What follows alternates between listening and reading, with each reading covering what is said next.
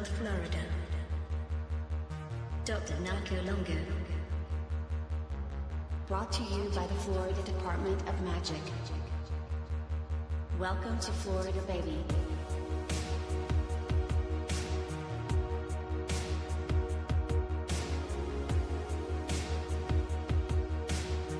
Florida is the original Garden of Eden.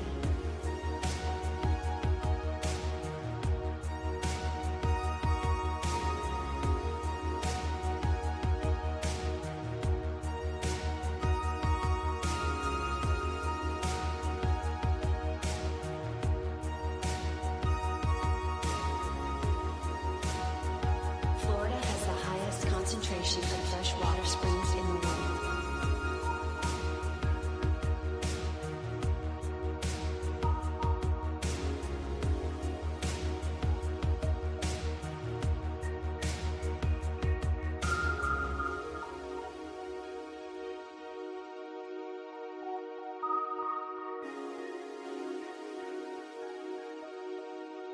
Florida oranges are the golden apples of mythology.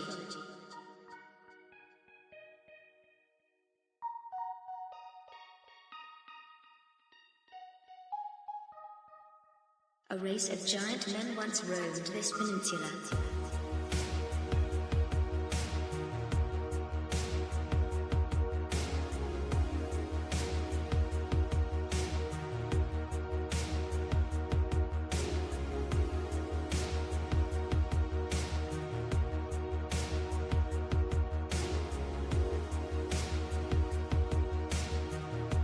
The Smithsonian can suck my balls.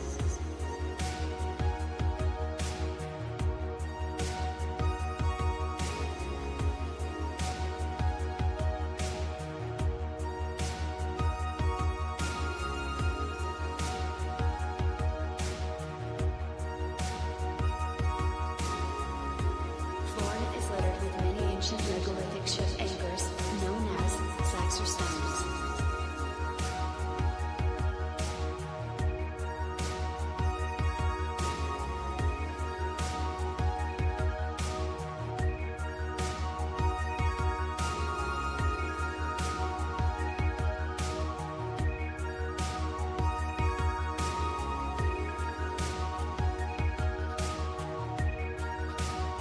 I'm bringing Saxor back.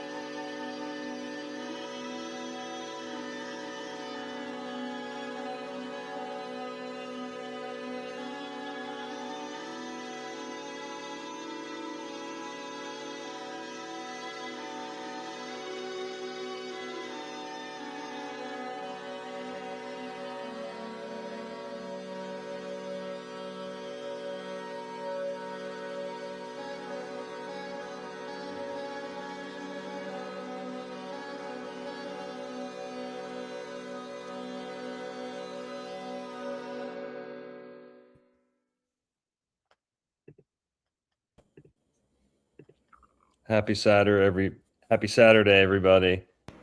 Happy July 7th.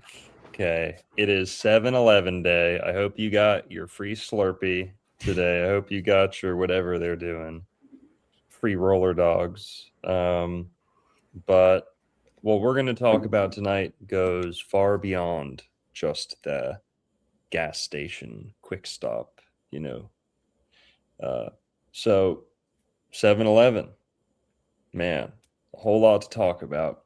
But the occasion, aside from it being July 7th, recently I had a reel go somewhat viral, and it's kind of a funny one.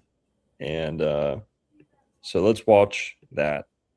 It's all over Instagram and TikTok. And I want to preface this by saying we don't support any hatred or discrimination of any kind at all. I'm actually a philo-Semite. You can not actually, but by many people's standards, I would be termed a philo-Semite. So we love everyone. We love everyone in Florida: Jewish people, Muslim, Christian, yada yada yada. And so the only stances we're going to be taking tonight, the only line in the sand we draw, I think I can speak for us all, is the healthy versus the unhealthy, the poisoning versus the unpoisoned, right? That's the teams that we're aligning ourselves with tonight. So this is about nutrition, it's about health, it's about morality, and maybe animal ethics a little bit too. But I think we can all get on board with eating healthier and exposing people who would trick us into not eating so healthy. So, yep. With that being said, and also, Seth, I don't know if you want to share, but you're part Jewish yourself. So, this is not at all targeting any one group or anything, right? That's correct. Through my patriarchal line is Hebrew. So, and we do love everybody. When we get into the healthy versus unhealthy, it's not just the physical, it's the mental, the spiritual. And we got some gravy to pour tonight. Chill, yeah. Well, with that being said, let's take a gander at this. This was from my stream with Tinfoil Hat. So Sam Tripoli. So let's take a gander.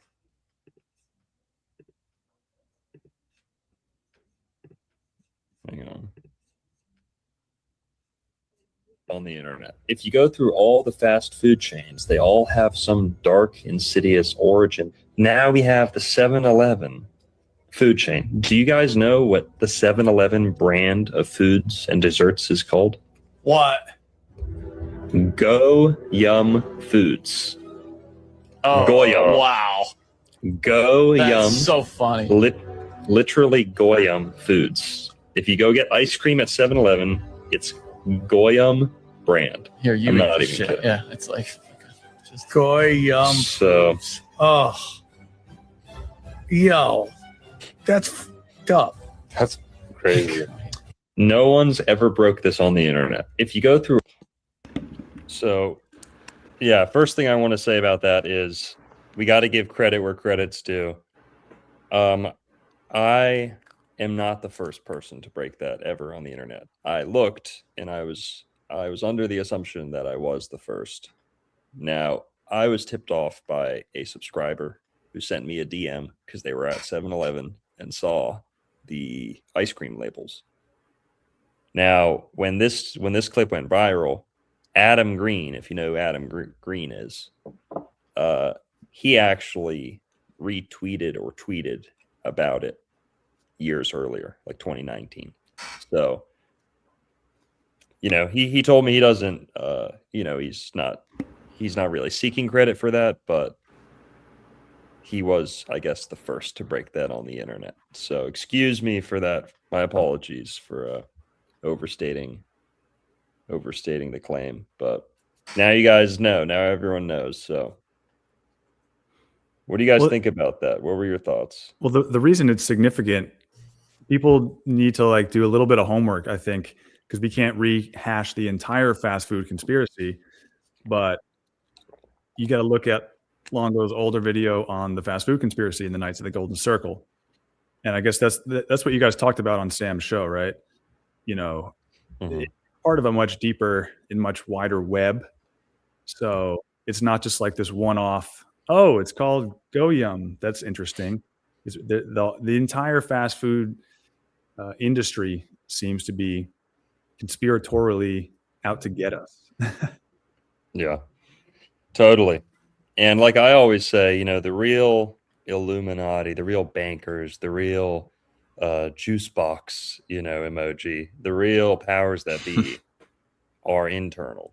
They come from within, unfortunately. That's not to paint a bad picture of the human being, but I think that's really just down to human nature, and the Bible reflects that some of these vile influences actually emanate from within. The same, and all the powers that be are, and the people we complain about, their only issue is that they're succumbing to the 7 vices, the 7 sins, more than the people they're preying on, right? That they seek to prey on. So that's the only real separation. So again, I think it's kind of a fool's game picking out one group of people or one restaurant and saying, you know, they're the bad guy. But at the end of the day, all these institutions really do just cater to the vices, gluttony, and of course some others. So, but yeah, so Go Yum Foods, man. Now, a lot of people's reaction to that was, you know, people were hearing this term slop go around a lot. Goy, slop. You're hearing people say it. It's pretty much mainstream now. And well, I think people can kind of understand the general idea that the powers that be, perhaps of a certain tribe, are often, you know, getting into the food and steering food standards in a negative direction. That's the nicest way to put it. There may actually be literal poison in the food that like makes us gay, trans, obese, cancer causing. I mean, it could be the worst case scenario as well, you know. But I think a lot of people, their knee-jerk reaction to this was, well, what does 7-Eleven, like, how do they connect to that big cabal? Like, you know, where do they fit in? So that's what we're going to try to explain here tonight is the symbolism behind 7-Eleven. What does it mean on its own, the number? And how does this quick stop convenience store get into it? People say 7-Eleven's a Japanese country. Now that's largely true, Company. but they're right. But when I hear 7-Eleven, having studied the history of Florida, the Spanish Empire, the Moors, right, the history of Iberia, 7-Eleven is a very significant number historically, very significant year. It is the year. So just to rephrase, what would this group of people stand to gain, or why would they kind of sign off on this 7-Eleven thing? You know, what symbolism does it bear to them? Well, 7-Eleven is the year that the Moors invaded Spain, or the Iberian Peninsula as a whole. That kickstarts the that kickstarts what's called the Jewish golden age of Spanish rule. So 7-Eleven is a pretty significant year to them because they see 7-Eleven as the starting point of their golden age. That's like the beginning of their golden age. So that's our first 7-Eleven connection. Then of course, it wasn't until 1491, 1492 that the Moors were eventually kicked out. During that time in Iberia, when the Muslims came in, they kicked 99% of the Christians had to go. And the ones who stayed had to pay heavy taxes, and, you know, they were persecuted heavily. You name it. right? ISIS beheadings, stuff like that. People say, "Oh, the Muslims were so nice," and all this and that. Oh, it's just propaganda. Listen, I've got a whole list of things I could say about the Muslims I don't like, and they're often the ones operating these convenience stores. If you haven't noticed, they do kind of go hand in hand, and it's very rarely the Hindu Indians who are working convenience stores. It's 99% of the time it's the Muslim Indians or Pakistanis, and that's why The Simpsons 7-Eleven is like this archetype in The Simpsons with what's his name? Apu. Apu, yeah. Yeah. Apu, if I'm not mistaken, he's not a Hindu. He is a Muslim. I don't remember getting into Apu's religion. He's just some Indian dude at the convenience store. Well, you'll notice it's very rarely the Hindu ones, which is what I'm getting at. It's almost like a collusion between particularly the Muslim ones who come to America and are also complicit in the Goy-Slav agenda, because a lot of these Muslim families who own convenience stores and gas stations, they get their food from EBT and then sell it in the gas station. Like you saw Nick Shirley exposing that stuff. So, Wait, they're selling their EBT? Yeah. Have you ever noticed why when you go Income? into a gas station, it's all like variety pack snacks, just filed back onto the shelf. They get variety pack snacks that are like dime a dozen from EBT. You get all these snack packs that are for free essentially, and then they sell them for 100% profit, 1,000% profit. Like, Dude, it's insane how much scamming there is. Isn't it crazy waking up to how much scamming there is going on in the world? Not to say like you were ever naive, but like, I knew they were scamming, but the extent to which we are just being taken for a ride in so many different ways, whether it comes to taxes for a certain country and who we love, who we support wholeheartedly, friends of the show, and all these different things, whether it's the daycare fraud, this, that, or the other. It's like, dude, like we are getting drained. I'll land it. Yeah. Yeah, Guys, you know what else about Apu? Yeah. So the store is called Quickie Mart, but it starts with a K. Ooh. And that is a theme that we're going to see throughout tonight and throughout the whole fast food conspiracy is the letter K, which happens to be the 11th letter of the alphabet. Ooh. So Okay. Circle K, Chick-fil-A, Yep. Crystal, there's a whole laundry list of K in the the fast food industry. Kraft Foods, Krispy Kreme, Kmart, Kellogg's. I mean, K's everything. Special K. It's Special K's. Right. K's everywhere. Yeah, Seth's absolutely right. Guys, gonna have to make a public correction here.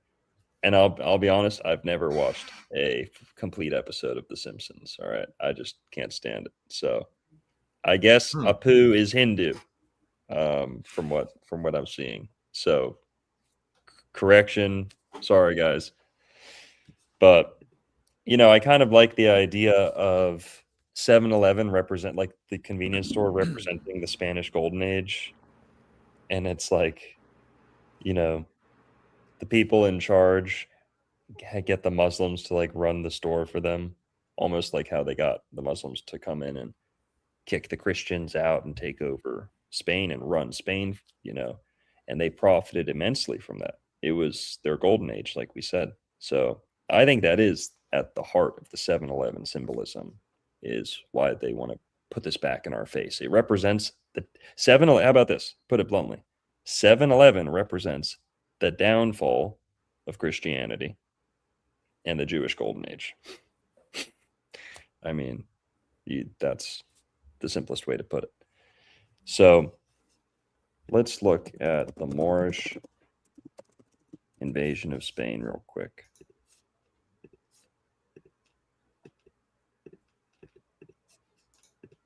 Muslim conquest of the Iberian Peninsula let's see. Military commander Tariq ibn Ziyad deported from North Africa under the command of Musa, blah, blah, blah, in early 711. Sorry, departed from. In early 711 to cross the Straits of Gibraltar with a force of about 1,700 men to launch a military expedition against the Visigothic kingdom based in Toledo, which encompassed the former territory of Roman Hispania.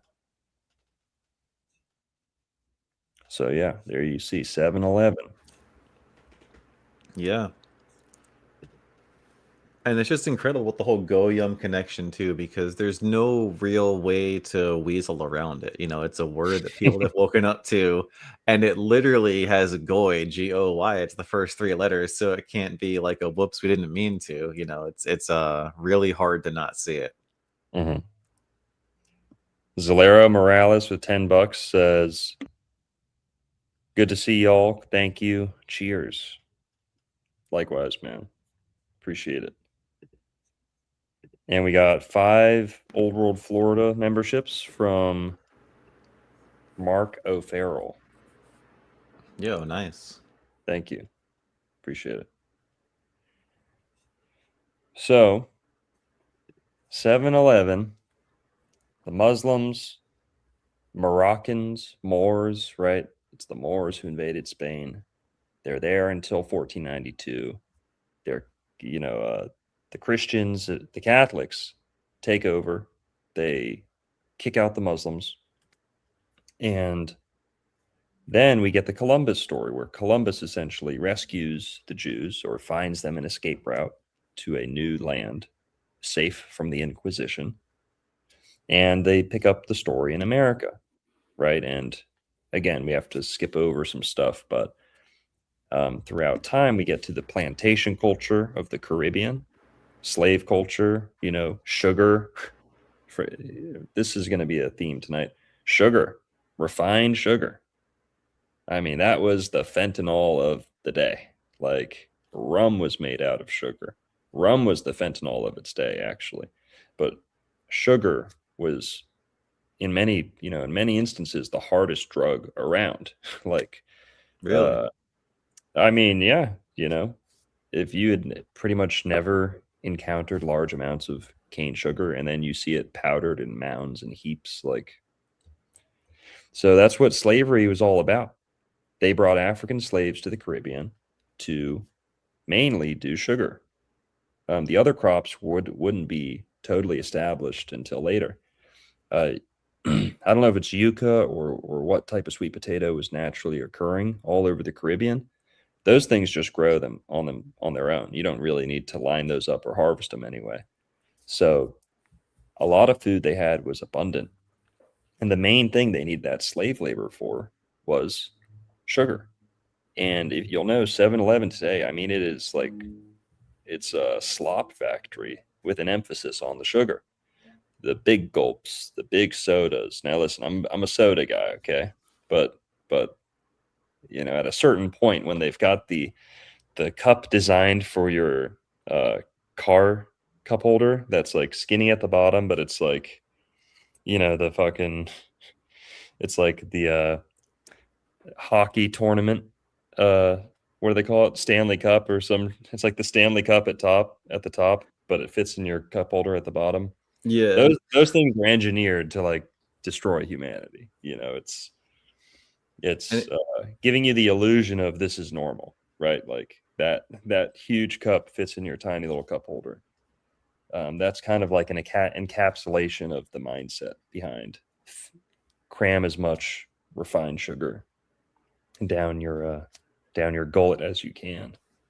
Slurpees. 7-Eleven is synonymous with Slurpees. Mm-hmm. And did God ever intend for us to have a brain freeze? Is a brain freeze not just like your fucking pineal gland just killing itself, being like, I'm done, I'm sure you guys know the effects of artificial food coloring too, because those Slurpees are blue and red, and I don't even know what color they are. But those food dyes are provably linked to learning disorders, ADD, hyperactivity, lower IQ. And I think the sugar is really the vehicle for the more sinister products, the more sinister ingredients, like the food dyes and the preservatives.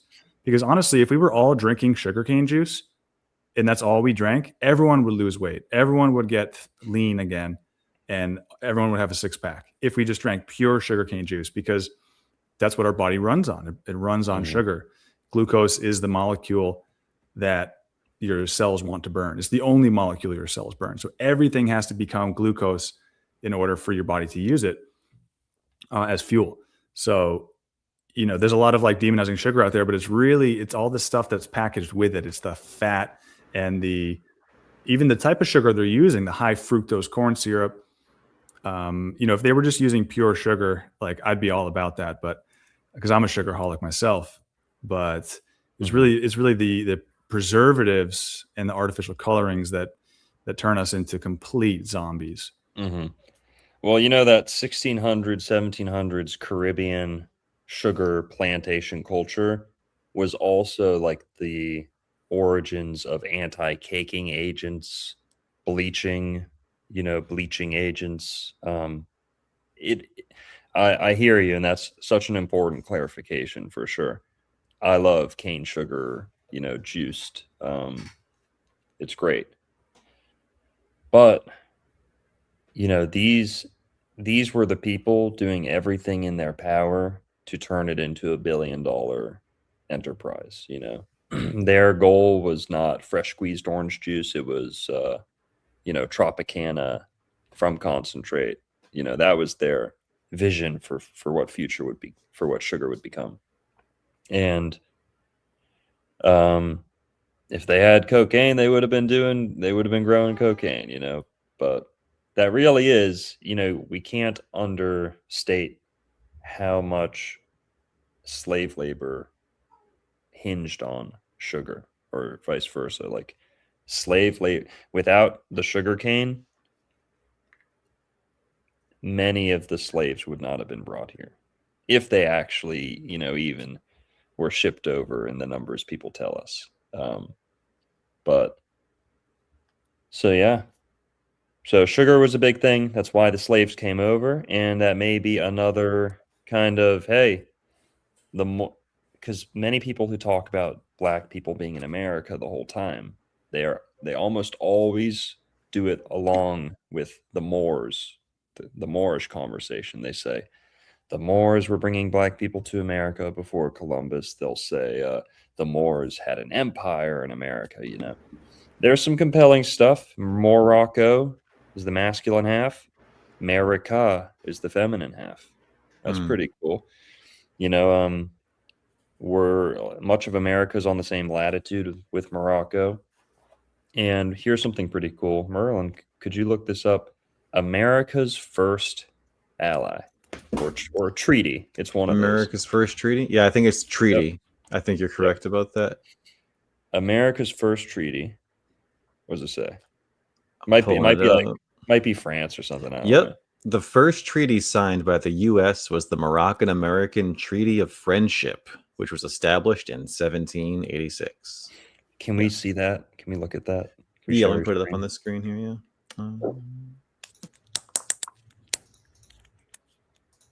So, that's another thing. This is a good point, Sleepy Joe. I'm not a Pangea guy. All right. But when you do the Pangea models, like the ancient, continental drift stuff, Florida is actually the meeting point for North America, South America, Africa.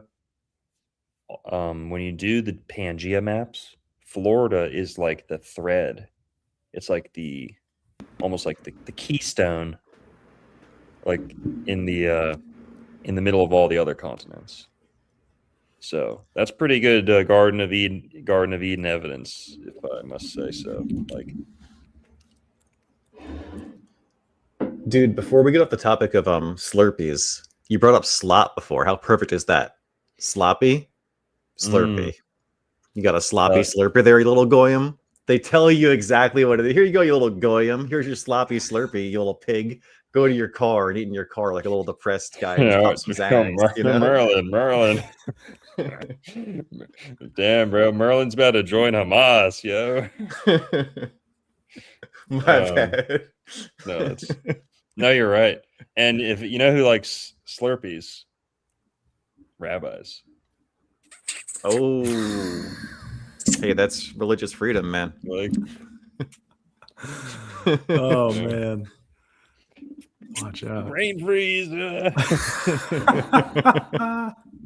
That's terrible.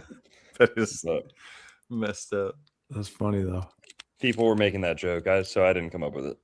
But so yeah, the Slurpee normalizing has to stop. All right. But all right, on that Morocco thread, 711 is the year the Moors came into Iberia and shook everything up in Iberia. That's the direct catalyst to Columbus going to the Americas and bringing the Jews with him to find a safe haven. And people talk about these Moorish theories, and some of them are outlandish. Some of them need to be outright condemned and like scoffed at. But there is a lot of truth, many kernels of truth to the whole Moorish presence in America thing. We've got a book over here called same guy who wrote A History of the Moors, or a book on the Moors, also wrote a book called They Came Before Columbus.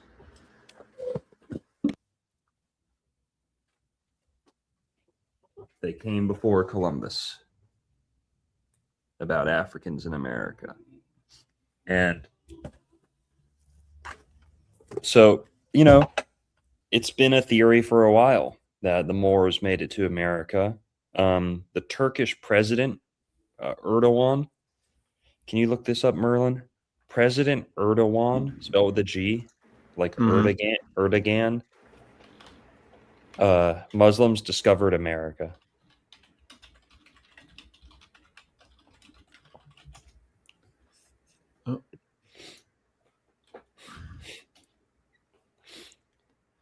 Muslims found Americas before Columbus, says Turkey's Erdogan. Yep. Yeah, right there. I'll zoom. Yep. We'll scroll. And so, you know, Morocco's not the power it once was, but that power has kind of shifted over to Turkey. And, you know, the Ottoman Empire, when the Moors kind of lost all their power, the Ottoman Empire was kind of coming up at the same time the Moorish Empire was going down. So pretty interesting. He says, yeah, do you want to read those quotes?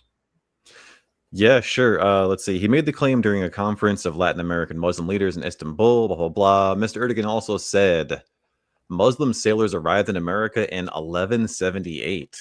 Interesting. 711's in there, just backwards.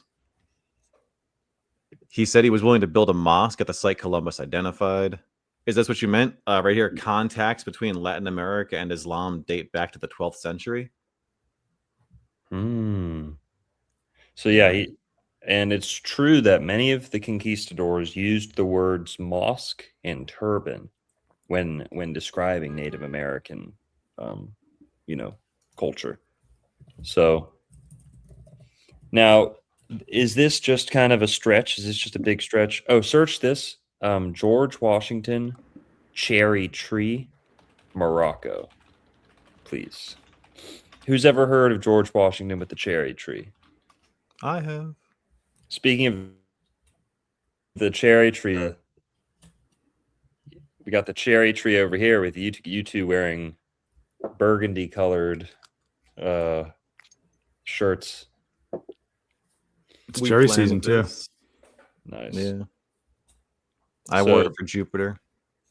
The cherry tree with George Washington. Isn't that just such a dumb little a dumb thing they tell us? Like Abraham Yeah. Abraham Lincoln, it was like Honest Abe. You could tell no lie, right? What's the thing he did as a kid? that proved he'd never tell a lie? Let's see. I'll look up Abe Lincoln myths. But basically, yeah, the George Washington one, it's kind of similar. He chopped down a cherry tree, right? And all these like black Israelites or like Moorish scientist people, they say that the cherry tree represents the Moorish flag, the red flag with the green star on it. Can you zoom in a little, Merlin, please? Yeah, sure. On Mason Lock Weems. Who's that? That's what popped up when I typed in George Washington cherry tree Morocco. Type Moroccan flag. After we discuss this connection, I have a theory about the cherry tree story. Okay. Yeah, go to that. Yeah, go to the site that's coming from. Moorsinamerica.com. This is it. Yeah. All right, brothers. Come on, brothers. Tell the children the truth. Brothers, I am the brothers, first and brothers. oldest flag in the world. This right here is the oldest flag in the world, allegedly 10,000 years old. I am known as the cherry tree. Brothers. So this is the flag you were talking about? So, yeah, according to this theory, the Moroccan flag is the cherry tree, and George Washington cut the cherry tree down, and he actually did lie about it because the cherry tree represents the chopping down of the cherry tree represents the betrayal of America's first ally. Like, we betrayed our first ally. They see it as a betrayal. And I don't know if I have the full story on this, but essentially, it's true. Morocco was like our first ally. But our first action as a like sovereign nation was going to Morocco, going to North Africa, and rooting out piracy and essentially making war on North Africa over the issue of piracy. Because there were all the Barbary corsairs, many of which were Moroccan. So, and it needed to be done. I mean, they were capturing Christians. This is a huge blind spot in most history classes, like all history books. At the same time, or I guess before, honestly, before the transatlantic slave trade even really was, kicked off, there were white slaves in North Africa. Thousands and thousands, hundreds of thousands. By the time you get to 1770, okay, when the North American slave trade is still on its, in a United States, slavery is still on the increase. By 1770, there were hundreds of thousands of white slaves, white Christian slaves, robbed from Europe, robbed from the coastal towns of almost every city in Europe that was on the coast. They even went to Iceland to go steal people and enslave them in Africa. All right. Who do you think is going to last longer? A pitch black slave or a white, Icelandic Irish slave out in the hot sun all day, whatever. We don't have to compare or whatever, but, So I don't want to hear people crying about slavery, acting as if like they're a victim of it or people alive today are still, guilty of it, when the same is true for the other color, the other, countries, the other races. So it's really a fool's game trying to point fingers on this stuff. There's not a single country on Earth, the entirety of Earth, that has never engaged in slavery. Not a single one. Wow. So I think it's just that simple, personally. But I do know of 2 countries that did a lot to end it. Mm-hmm. Interesting. Had the 250. Facts. Straight up. But I'm confused. Why is the flag actually called the cherry tree? Is it known colloquially as the cherry tree? See, I don't know that. This is just like a reach. It's kind of a stretch to say like, no, this is the flag. This is what he cut down. Go to. Can you go to the blog and just read some more off the page. Not that one, the other one. Yeah, right there. This Okay, one, let's yeah, see. So perfect. cherry tree denationalization of Moorish Americans. Okay, that's interesting. That's really Okay, well interesting here, language. and there is something to this. Okay, there was a conflict. Now, Moorish citizens, because of that early treaty with America, Moorish citizens were not subject to slavery laws based off skin color. So Moorish citizens were free men.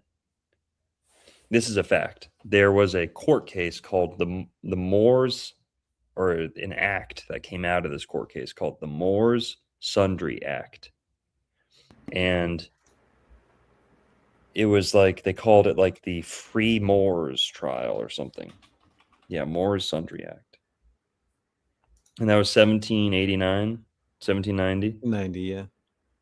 and yep, South Carolina. You ever see the flag of South Carolina? Guys, go check out my Hidden Turkish History of America video. I should have named it Hidden Muslim History, but whatever. You tell me that's not a fucking Moroccan colony, yo. Come on. Well, Turkey has the star and the crescent, and then Morocco has got the star. South Carolina's got the crescent. Yep. Yep. But the star and the crescent is some pretty heavy KGC symbolism too, with the star, the golden star, and the crescent, which represents the South or the Gulf. Yeah. So go back to the Moors Sundry Act, please. Oh, and one more thing about the crescent and the star, Mhm. the Turkish flag. Venus has phases just like the moon. Yep. So Venus can look like a crescent. Yes. And then the Yep. path of Venus makes a pentagram if you look at it from above Earth. Come on, bro. You're jacking our ish, bro. That's our astrology gravy, bro. Come on. So there could be some Seth's gonna Venusian try, stuff bro. in there. Yeah, no, you're 100% right. And of course, Venus is the 5th planet traditionally in astrology too. So that's incredible. We're going to talk a lot of numerology today. The number 5. Go ahead. One thing real quick is Muslims worship on Friday, Venus Day. That is their holy day. That declares to the world they are a Venusian religion. So Seth's absolutely right. Don't be fooled. That's not the moon they're obsessed with. It is Venus they're obsessed with. They are actually the most feminine culture in the world, Islam. Okay? They are so feminine that the men have replaced the women. Okay? And you might think, and again, I'm not like a huge, the divine feminine is, I'm not into all that shit. But if you want to know what locking up the divine feminine and repressing it really looks like, it's Islam. It's not Christianity. Okay. If that's your thing, is the divine feminine is like, needs to be unleashed and respected, well, Islam's the villain in that case. So, and I'm generalizing, of course. I love Muslims. We sell the Quran. We have a huge Islam section. So, but whatever. We got to stand for something at some point. So, but Islam, you see, the people, it's so Venusian. The men dress like women. The flowing clothes, they long tunics and skirt shirts and robes and things like that. Arab and Persian men in North Africa, they're obsessed with skincare and cosmetics and beauty tips at the mall and stuff like that. Like a lot of jewelry, sweets. Also, sweets are a Venusian thing. Lots of sugary foods. No one does dessert like Middle Eastern people. Sweets, chocolate, candy, stuff like that. So everything about them points to Venus. And even the singing is very wailing and feminine. It's like, that's as Venusian as it gets. Men's crying and wailing like girls. It's like, that's all I hear is like a girl crying.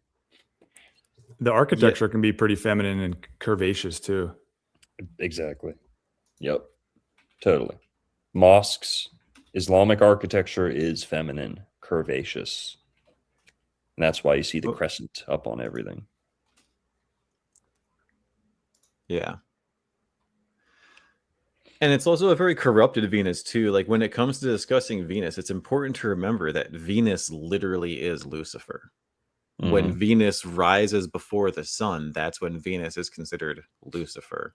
And that's after Venus goes retrograde. So like Seth mentioned earlier that Seth makes a Venus makes a pentagram with her patterns in the sky. Yeah, it's through her retrogradation, and she does that specifically in 5 signs. And yeah, when she does that, that's when she's considered Lucifer. So Venusian qualities can have the good Venus aspect, right? There's like the good love, and then there's the bad love. And like Longo was talking about, I think Islam honestly is a very corrupted Venus. Like how like there is a story, dude, a big story that happened this week. I think some American chick went to Ireland of all places, hooked up with an asylum seeker, and wound up dead. How sad. But it's like their treatment of women and whatever. Let's not get into it. But yeah, Venus. No, you're right. You're 100% right. And we'll kind of give them credit because before Islam, they exalted the goddess and femininity more than anyone. If you go read the Arabian Nights, 1001 Nights, because there's a heavy pre-Islamic influence on those like folk tales, the stories, the legends, that book. And I love that book. The Arabian Nights is genius. It's beautiful. And the women are the most important characters. It's the story of a woman outsmarting her, lewd, gross, the guy who imprisoned her, basically, who's going to marry her for a single night so that he can sleep with her legally under the law, the Sharia law. And then it's also like his best friend's daughter was the last woman left, the last virgin left in his kingdom. Some renditions of the story say it that way, that she's the last virgin in the kingdom. So her father kept her away as long as he could.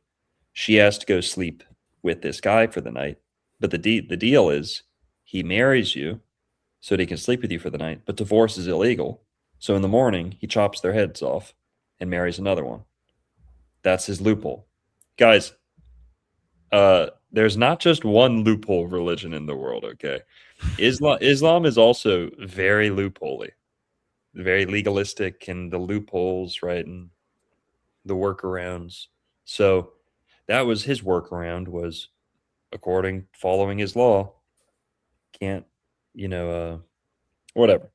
So the Arabian Nights is the story of this woman who outsmarts her captor, her oppressor, and eventually, earns her freedom, basically. And all the characters in the stories she tells, one after the other, 1001 nights, she tells 1001 stories, to keep herself alive, because the trick is she captivates him with the stories that she keeps making up out of nowhere, so much that he wants to let her live because he needs to hear the end of the story, but it's a never-ending story. She makes him fall in love with her and not murder her. How sweet. So, that's like exalting women. That's like showing women, at their best, their craftiest, their most, ingenuity, right? And survival instinct and all that. And you can clearly see the heavy pre-Islamic influence. There's all the, a lot of like pagan desert deities and jinn and stuff like that, which also is a component of organized Islam. But basically the pre-Islamic influence, the pre-Islamic culture there was very pro-feminine. Women, goddesses all over the place. And I'm not saying it's necessarily a good thing, okay? So get off my case. Okay. Sleepy Joe. Okay, I'm not picking one over the other. I'm just saying we're not trashing them too much because they have it within themselves to respect women. They have it within their culture, deep down, this endless well, this deep well of respect and veneration for women. So Islam's the issue, because before Islam, they liked women. And the more Islamic they get, the less you see that, you know, women being heroes and stuff like that. So, all right. Did you still want to do more on the? We had the Moors Sundry Act. Did we hit all that you wanted to talk about? One more thing to look at would be, let's look at the Turks of South Carolina. Interesting. Okay. Yep. Guys, go check out my video, Hidden Turkish History of America.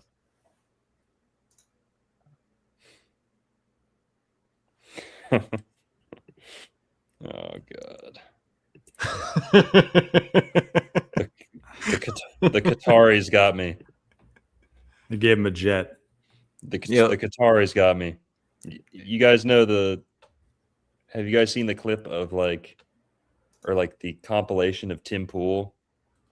Every time something happens that was clearly Israel, he goes on the Tim Pool show, he's like, yeah, I think there's Qatari money behind this.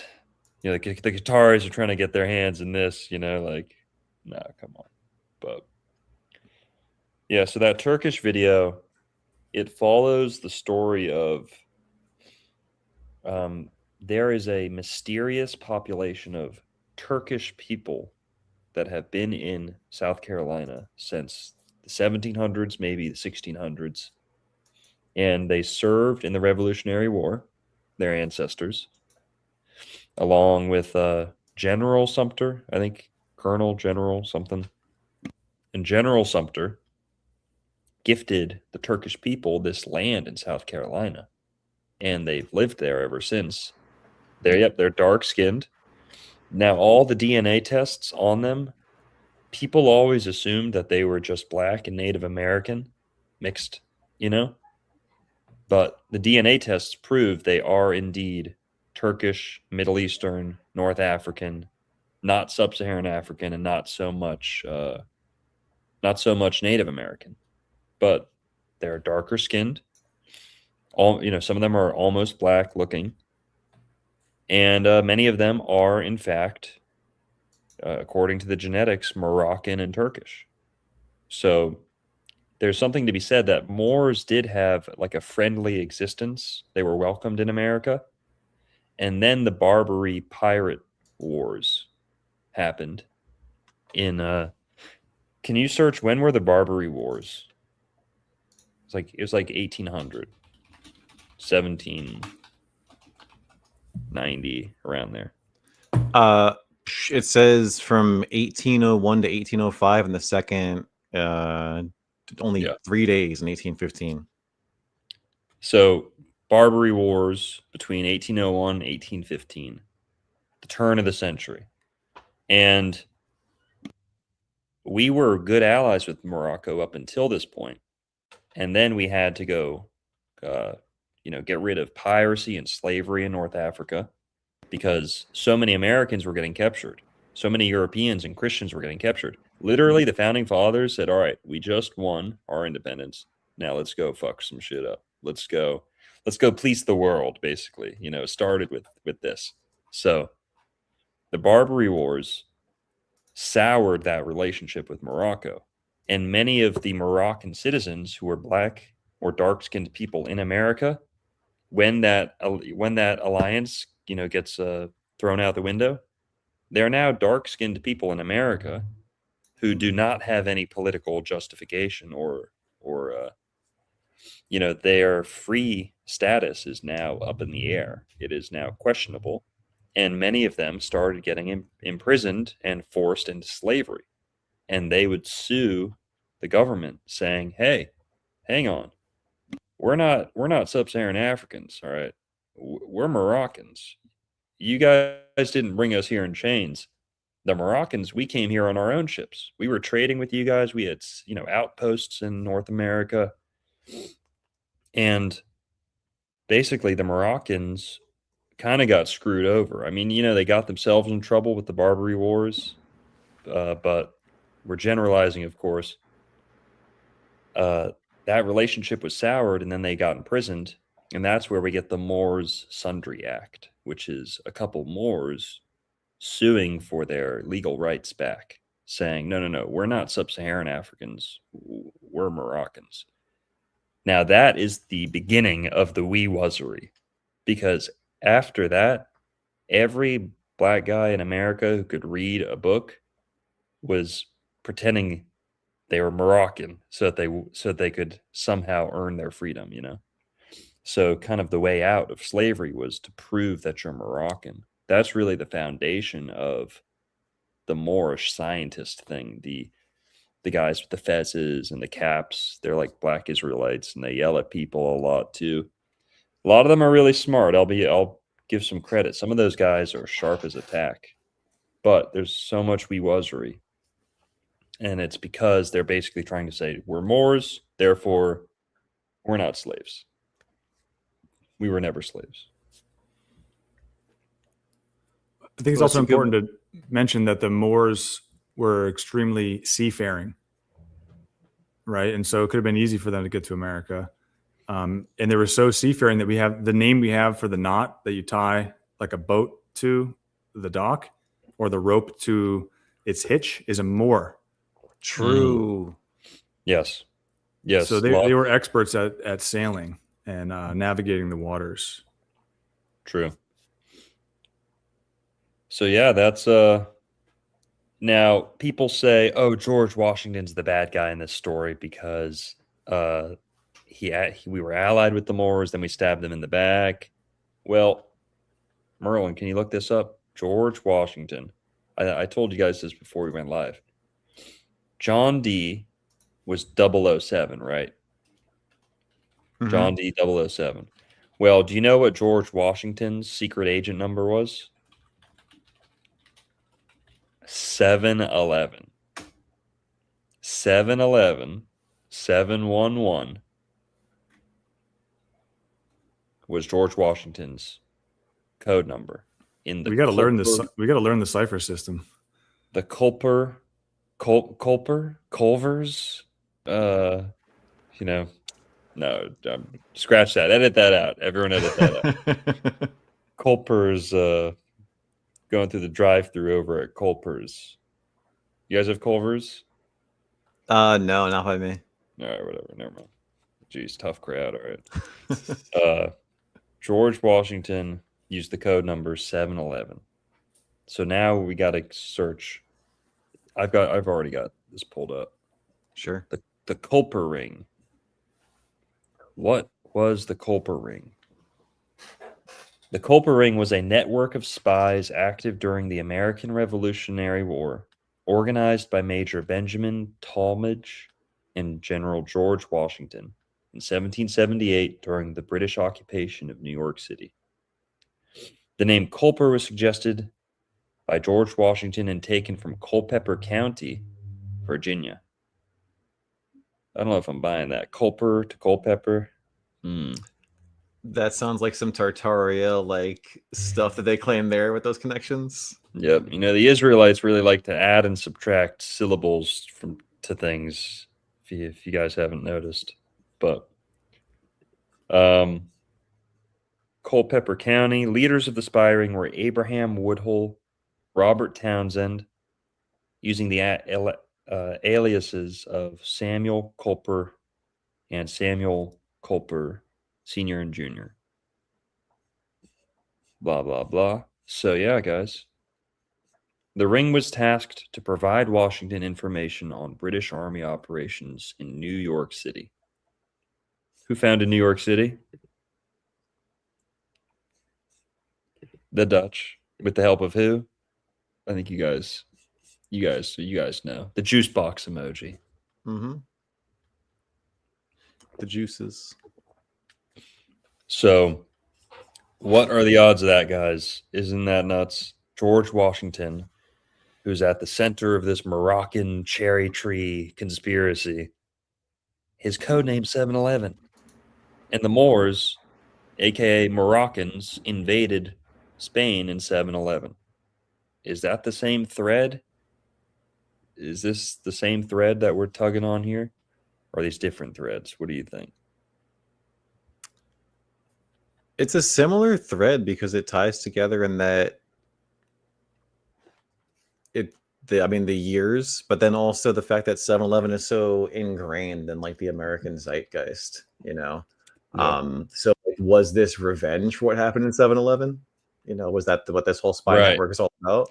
I think that's kind of what I'm getting at is 7-Eleven is almost like a rub it in your face. Like, this is a poison factory. This is the poison stop, quick stop poison fill up.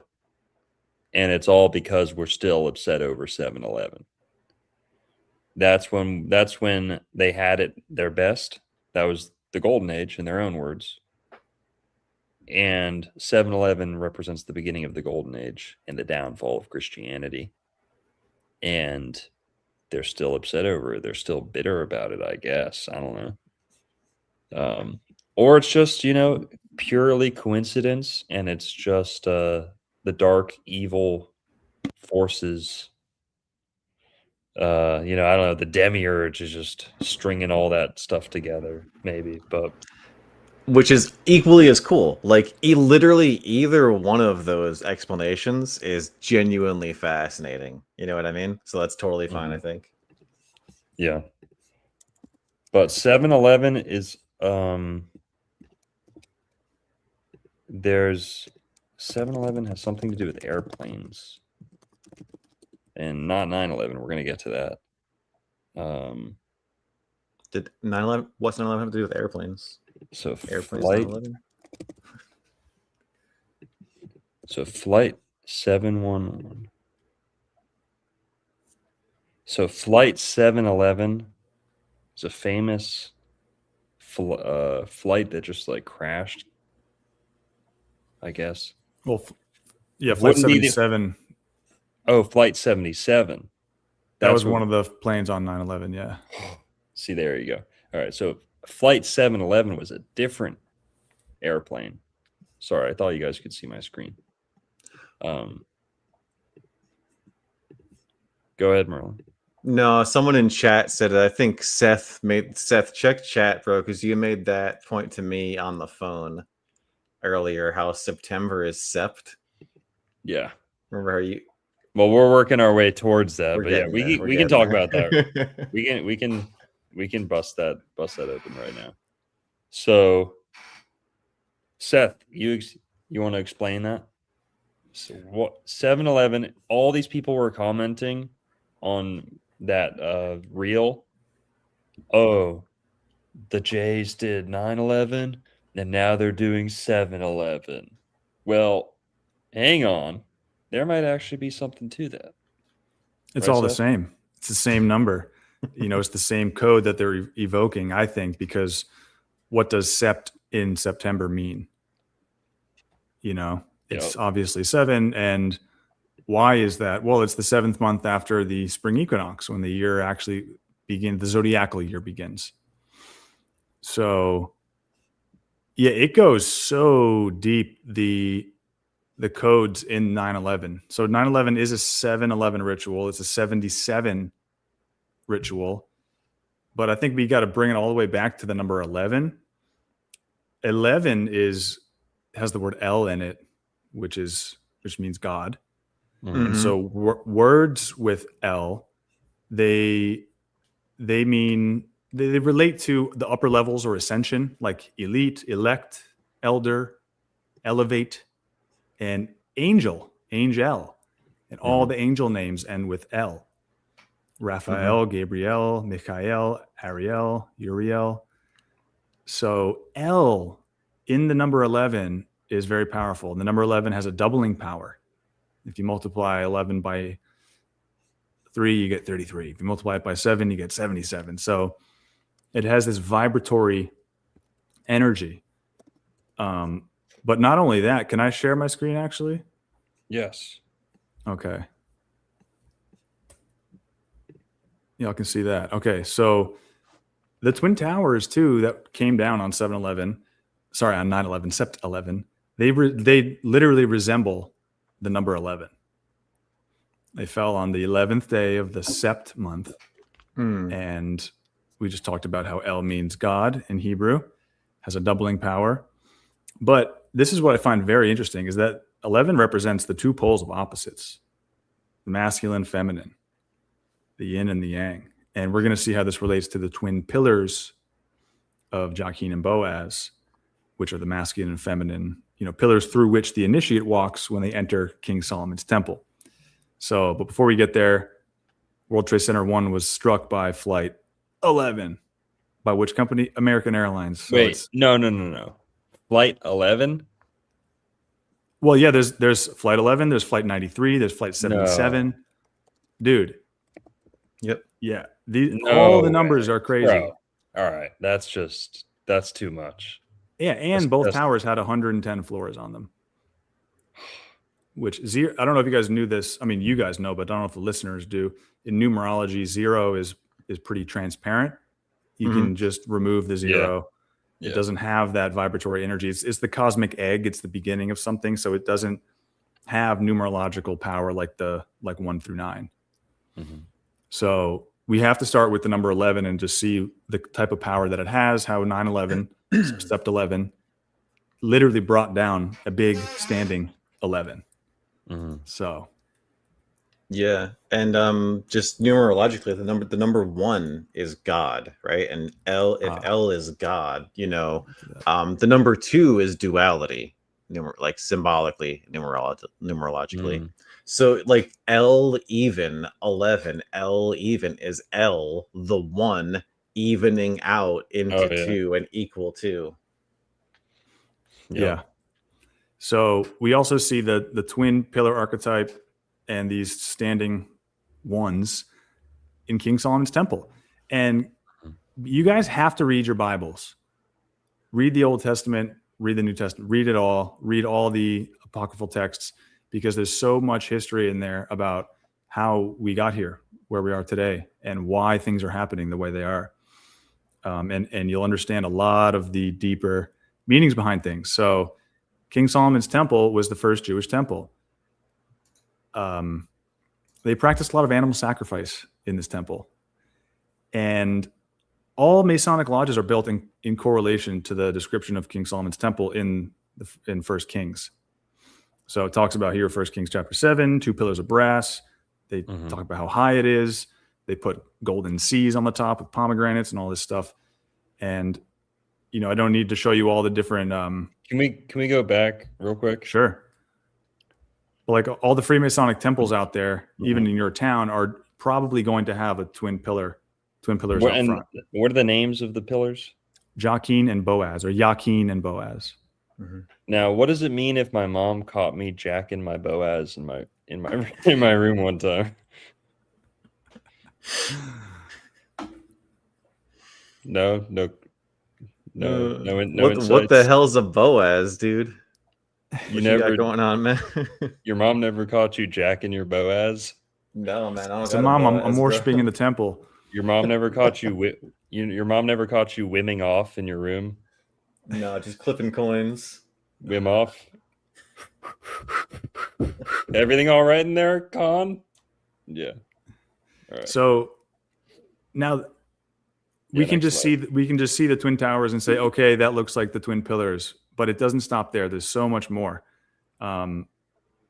We get the Seal of Solomon, which from basically the masculine and the feminine triangles superimposed on each other. And so the Seal of Solomon can be World Trade Center 7.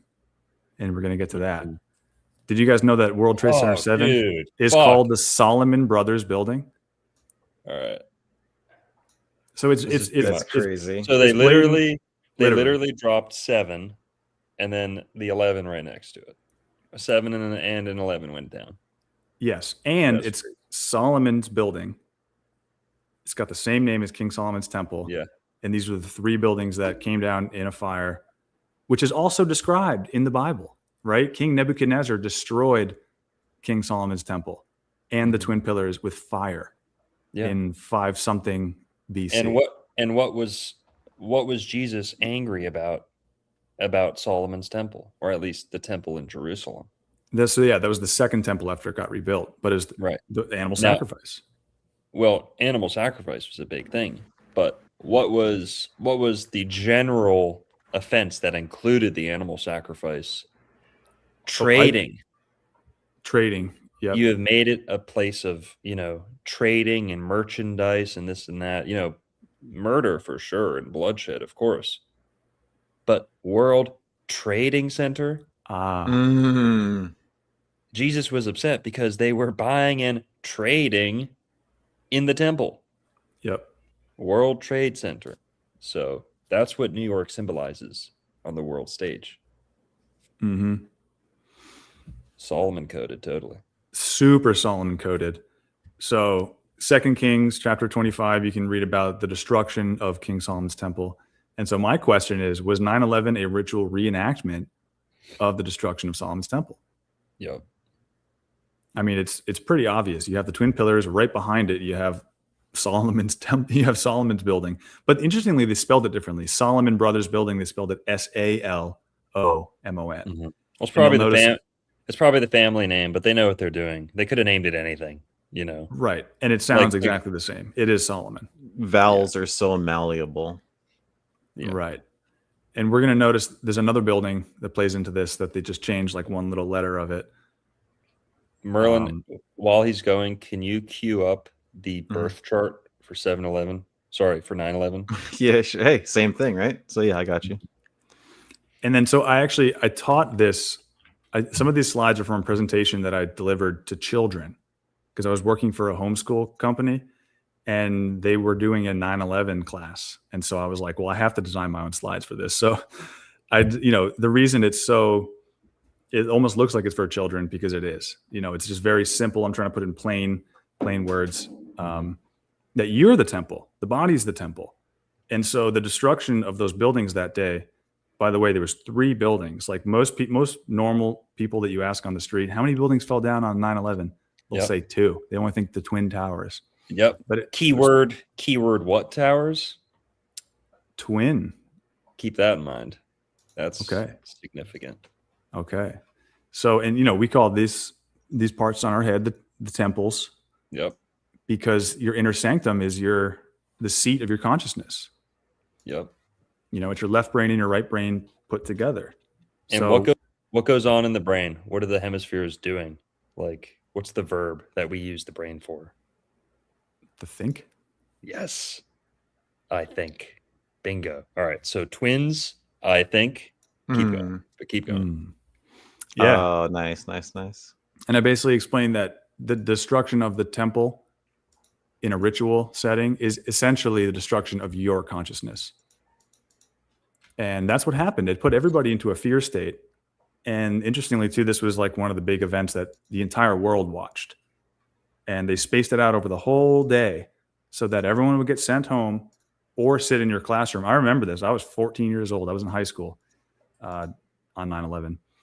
And everyone collectively witnessed it together. So it was the biggest loosh harvesting event the world had ever seen up until that time. So, is the destruction of the temple, is the destruction of consciousness. It really put everyone into this fear state. And I think now, 25 years later, we're finally ready to address this, and talk about it and look deeper into the ritual that they were doing. We're almost at the Saturn return of 9/11. Which will be interesting. That will be interesting. Now, speaking of 9/11 anniversaries, RIP to Charlie Kirk. Okay. Great patriot, great thinker. Okay. We can make fun of him for a million things, but RIP to the guy. I don't think he's safe on some tropical getaway or on some tropical island. I don't think he's in the witness protection. Okay. I think that was him dying on that day, but yeah. Regardless of how it happened, that was if they could have pulled that off on September 11th, you bet your ass they would have. It would have just been, I think, way too obvious, or it was almost like the appetizer to the 9/11 anniversary. What was it? 25th anniversary. This very significant benchmark. Well, what I think it is we were now think about the last couple of years. People have been talking about the Jays a lot more, and not being afraid to come out and just you can just say us. It's okay. Yeah. Publicly.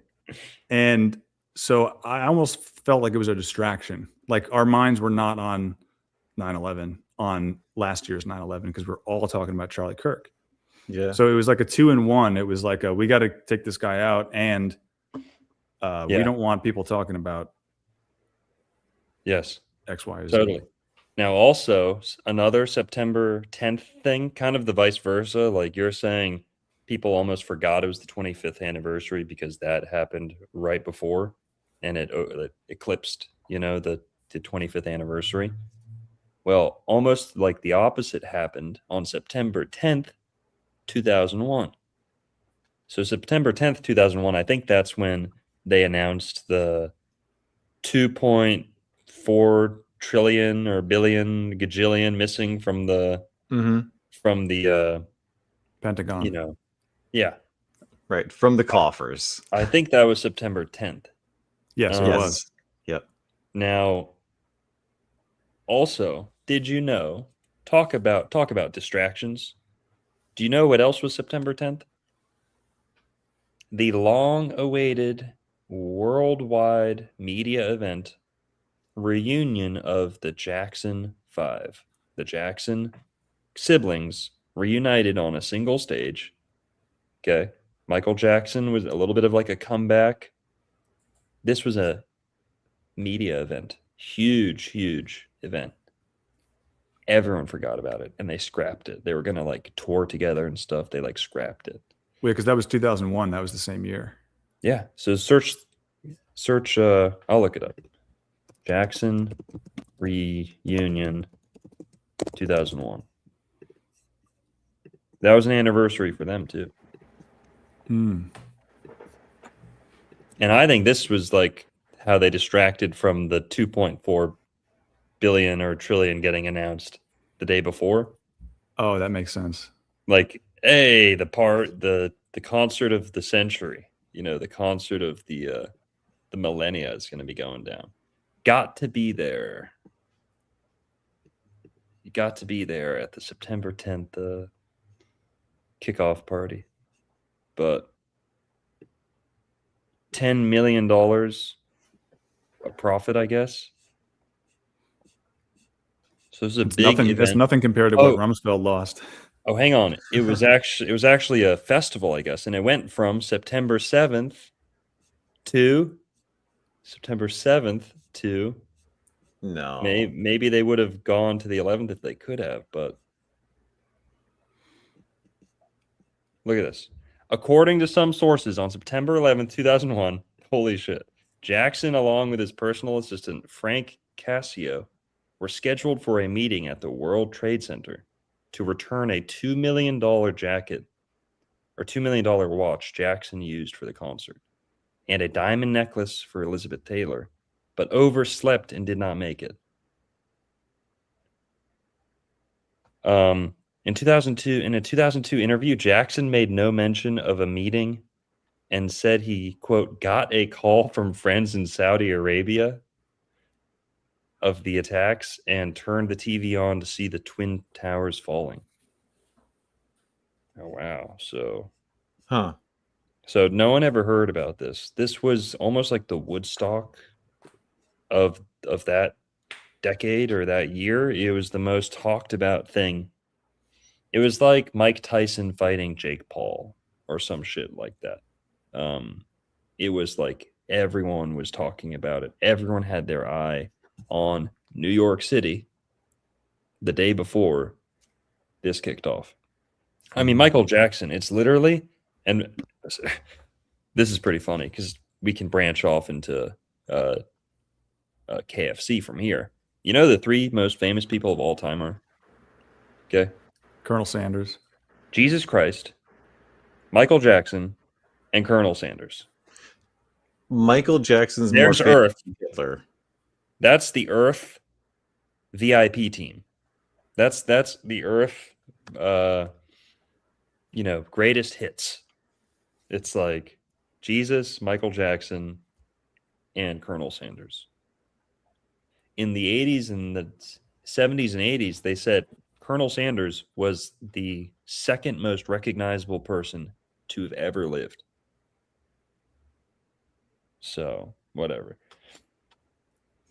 and I mean whoever perpetrated 9/11 are some of the biggest and worst chaos sorcerers out there. They wanted total chaos. And so if they planned it, they knew the flights were going to be all messed up on Tuesday.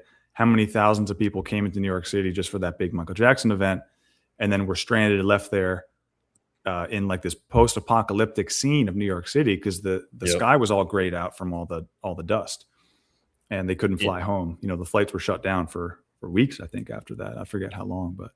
Mm-hmm. And then speaking of the distractions, I'll just bring it right back to George Washington real quick. The reason I think there's a story of him chopping down a cherry tree is to hide the reality that America used to be a giant food forest. You know, all the cherry trees were cut down, and they just pinned it on George Washington so that if you ever looked up cherry tree getting chopped down, it would point you to this one story. Just like if you try to look up what's at the North Pole, all you get is Santa Claus. So anyways, so yeah, distractions, but the September 11th stuff goes so much deeper. You want to keep going on that? Yeah, man. All right. Yeah, throw that presentation back up. So the Pentagon actually began construction on September 11th. No way. The FCC announced the 911 emergency service on what date? Wow. 9/11. So 911 was always associated with emergencies already since 1987. I wonder why they chose that number. It's very interesting. 11 years before 9/11 to the day, George H.W. Bush, who was George Bush's father, the president at the time, delivered his New World Order speech. The first time on television that we heard the phrase New World Order. He says we need a New World Order to basically protect us from terrorists. And then 11 years to the day, his son is in power and 9/11 happens. Okay. That's pretty crazy. Also, it's interesting that it was done on a Tuesday, which is Mars Day. But the craziest part is that September 11th is New Year's Day in Ethiopia. And that's based on Sirius. And we're going to get to that later. Yeah. Groundbreaking of the Pentagon was done on September 11th, and it was a Masonic ceremony. But the Pentagon actually goes hand in hand with the number 77. 77 plus 7 is 14. 1 plus 4 is 5. So 77 in numerology reduces to 5. So when we have a Sept 11 ritual, we're evoking the number 77. And from that, we're evoking the number 5. Okay, so remember, in addition to World Trade Center 1, 2, and 7, the Pentagon was also struck, allegedly by a plane, but there's absolutely no evidence of that. But a big chunk of the Pentagon did blow up. It happened to be the office where they were auditing the budget that the day before had just revealed missing 2.3 trillion. So that's pretty suspicious. But beyond that, the Pentagon has very, very strange numerology in it because it was hit by Flight 77. Wait, how many minutes after takeoff? No.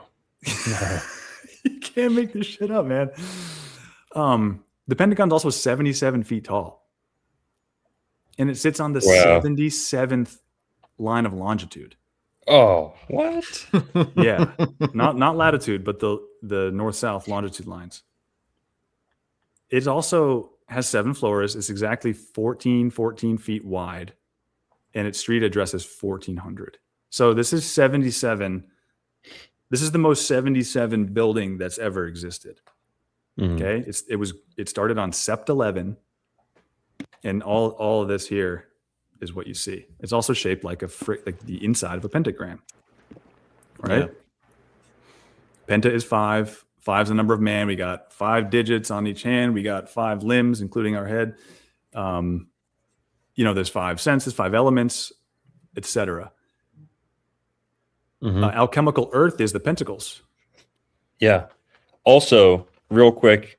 Yep. So if you've ever said the word serpent, maybe you notice pent in there. Serpent. Okay. repentance, right? But serpent, which is kind of like a loose anagram for repentance, like repentance, just turn that into an S instead of a C and an E. Mm-hmm. But the serpent, I forget where I first heard about this, but serpent, as soon as you hear it, you can't unhear it. Serpent is like the same root as sept, like usurped, the scepter. The king holds the scepter, and when he's replaced, it's a usurper, right? Yep. Usurped, serp, right? Servant, right? Serving is kind of that a similar root, serve, serp. But what I'm getting at here is the 7th sign of the zodiac is Libra. Venus rules Libra. Venus, the number 5, Libra, the 7th sign.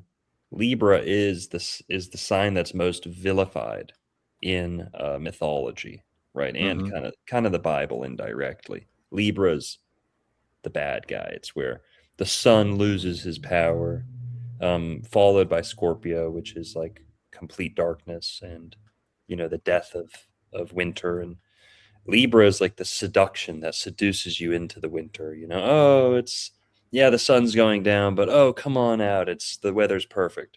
Then the sun goes down and you freeze to death. The beautiful allure of fall time. Oh, the leaves, go out hiking, it's going to be amazing. And then the sun goes down and or winter comes and you're caught in the cold and you're dead. But it looked I thought it was so nice. The sunset's so nice. Winter is the sunset of the year, and it's followed by pitch black darkness. So that mythological, there's a lot of value in that, like for symbolism and allegories. So we're not saying Libra is a bad sign. Libras are often very good natured, actually. But they do have issues. Libras are famous for having issues with temptation. They love to drink. They love to socialize. They love to, Libra has an easy time getting behind like all the vices because they like to have fun. They like the party. They like, Libras make the best bartenders. They can chat. They can feel for people. They can hold space. That's an air sign thing, holding space, right? But so yeah, there's a huge connection between 7 and 5. And also that's what brings us to 12. That's the completion of the zodiac. It's almost like a little bit of a Fibonacci sequence type thing. 1 to 2 is 3, and then the 2 to the 3 gets you to the 5. But I know that's not the Fibonacci sequence, but reaching back to the 2, adding that to the 5, that gets you to 7. Reaching back to the 5 and giving that to the 7 brings you to 12. So, there is this kind of fractal relationship between the 77, 5, but also 7 and 12. So, yeah, and musically speaking, you got your pentatonic scale, you got your diatonic scale, which is 7 notes, and then your chromatic scale, which is 12. But yeah, the Pentagon was a huge part of this ritual. Like at once they destroyed evidence for the missing money, and that's part of it. But the other part was evoking this pentagram. They lit a pentagram on fire essentially. And we know that pentagrams are used in demonic satanic rituals, especially upside down ones, which is interesting when we look at the street plan of Washington, D.C. I'm sure you guys know about this. Yeah. But there's the White House. And those green lines are actually the streets.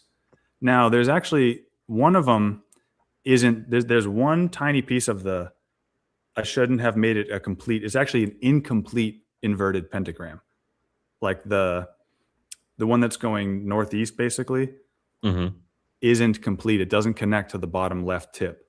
So if you zoom in on Google Maps, just go to the White House. There's the bottom tip. And then you'll see the pentagram shape in the street plans. but there's Masonic compasses at 47 degrees, like stuck into the street plan. There's so much crazy stuff. There's 6-sided stars in Washington, D.C. It's wild. It's super geometric. But we know the upside down inverted pentagram is satanic. Why the heck is the White House right at the tip of it? Oh, and what's interesting too, if you look at, one more thing. If you look at Google Maps or any map of the Pentagon, its front lawn is Arlington National Cemetery. So their front lawn is a bunch of dead bodies. What were you going to say? Creepy. I think I was. What was I going to say?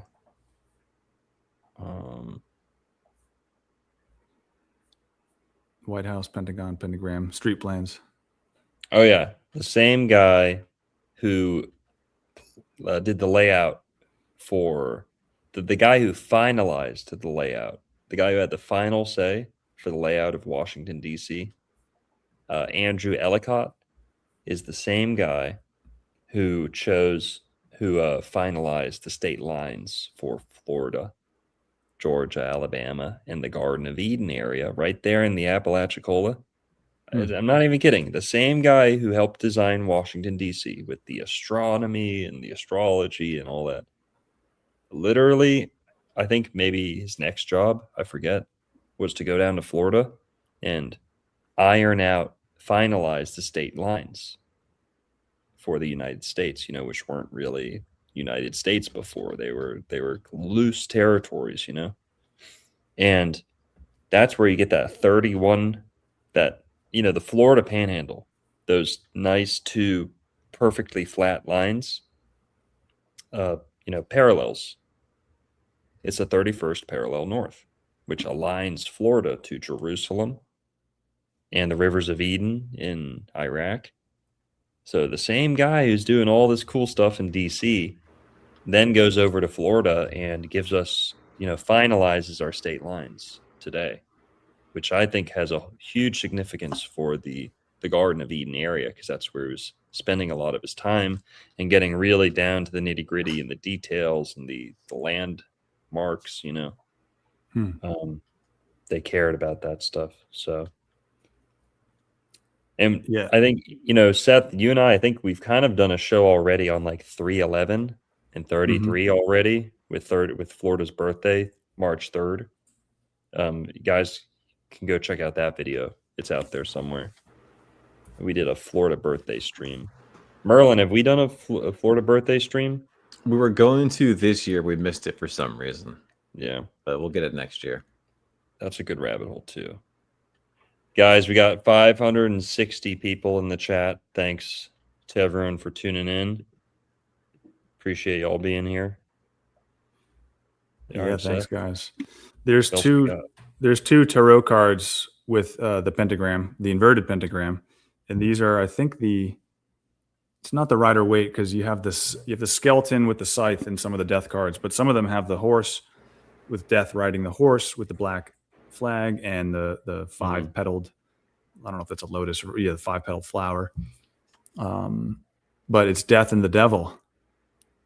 And I know those cards, they get a bad rap for being kind of evil, but they're not necessarily evil in and of themselves. They represent archetypes. The devil sort of represents bondage. And to me, death represents, in a way, a compost. Like it's the breaking down, but then from there, new life comes. It's Scorpio too. Yes. 13. You guys want to say anything about these tarot cards and the pentagram? Because I think that's the end of my sort of pentagram deep dive. No, I just want to say something about this little loser over here, fucking dick sucker, slurpy slurper. Your boy here can't even spell Robert Sepper's name right. All right, it's Sepper, like Sephiroth, because he's a Kabbalist. And honestly, you're getting insta-banned, perma-banned forever. So yeah.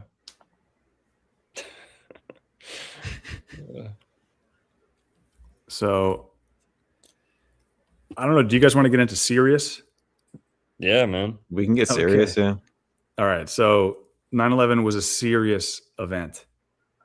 And I'm talking astrologically speaking, astrotheologically speaking. So September 11th is the Ethiopian New Year. It's based on the heliacal rising of the star Sirius.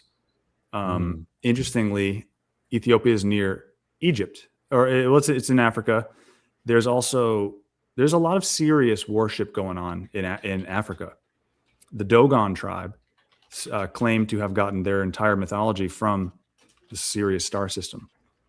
And Sirius, we know, is in the dog star, right? Canis Major. And so Sirius is part of the big dog constellation. Okay, the Dogon people base their entire religious mythology on Sirius. And then the pyramid at Giza has a porthole where you can see Sirius through it. So, or it must be at a certain time because Sirius moves through the sky. Yeah.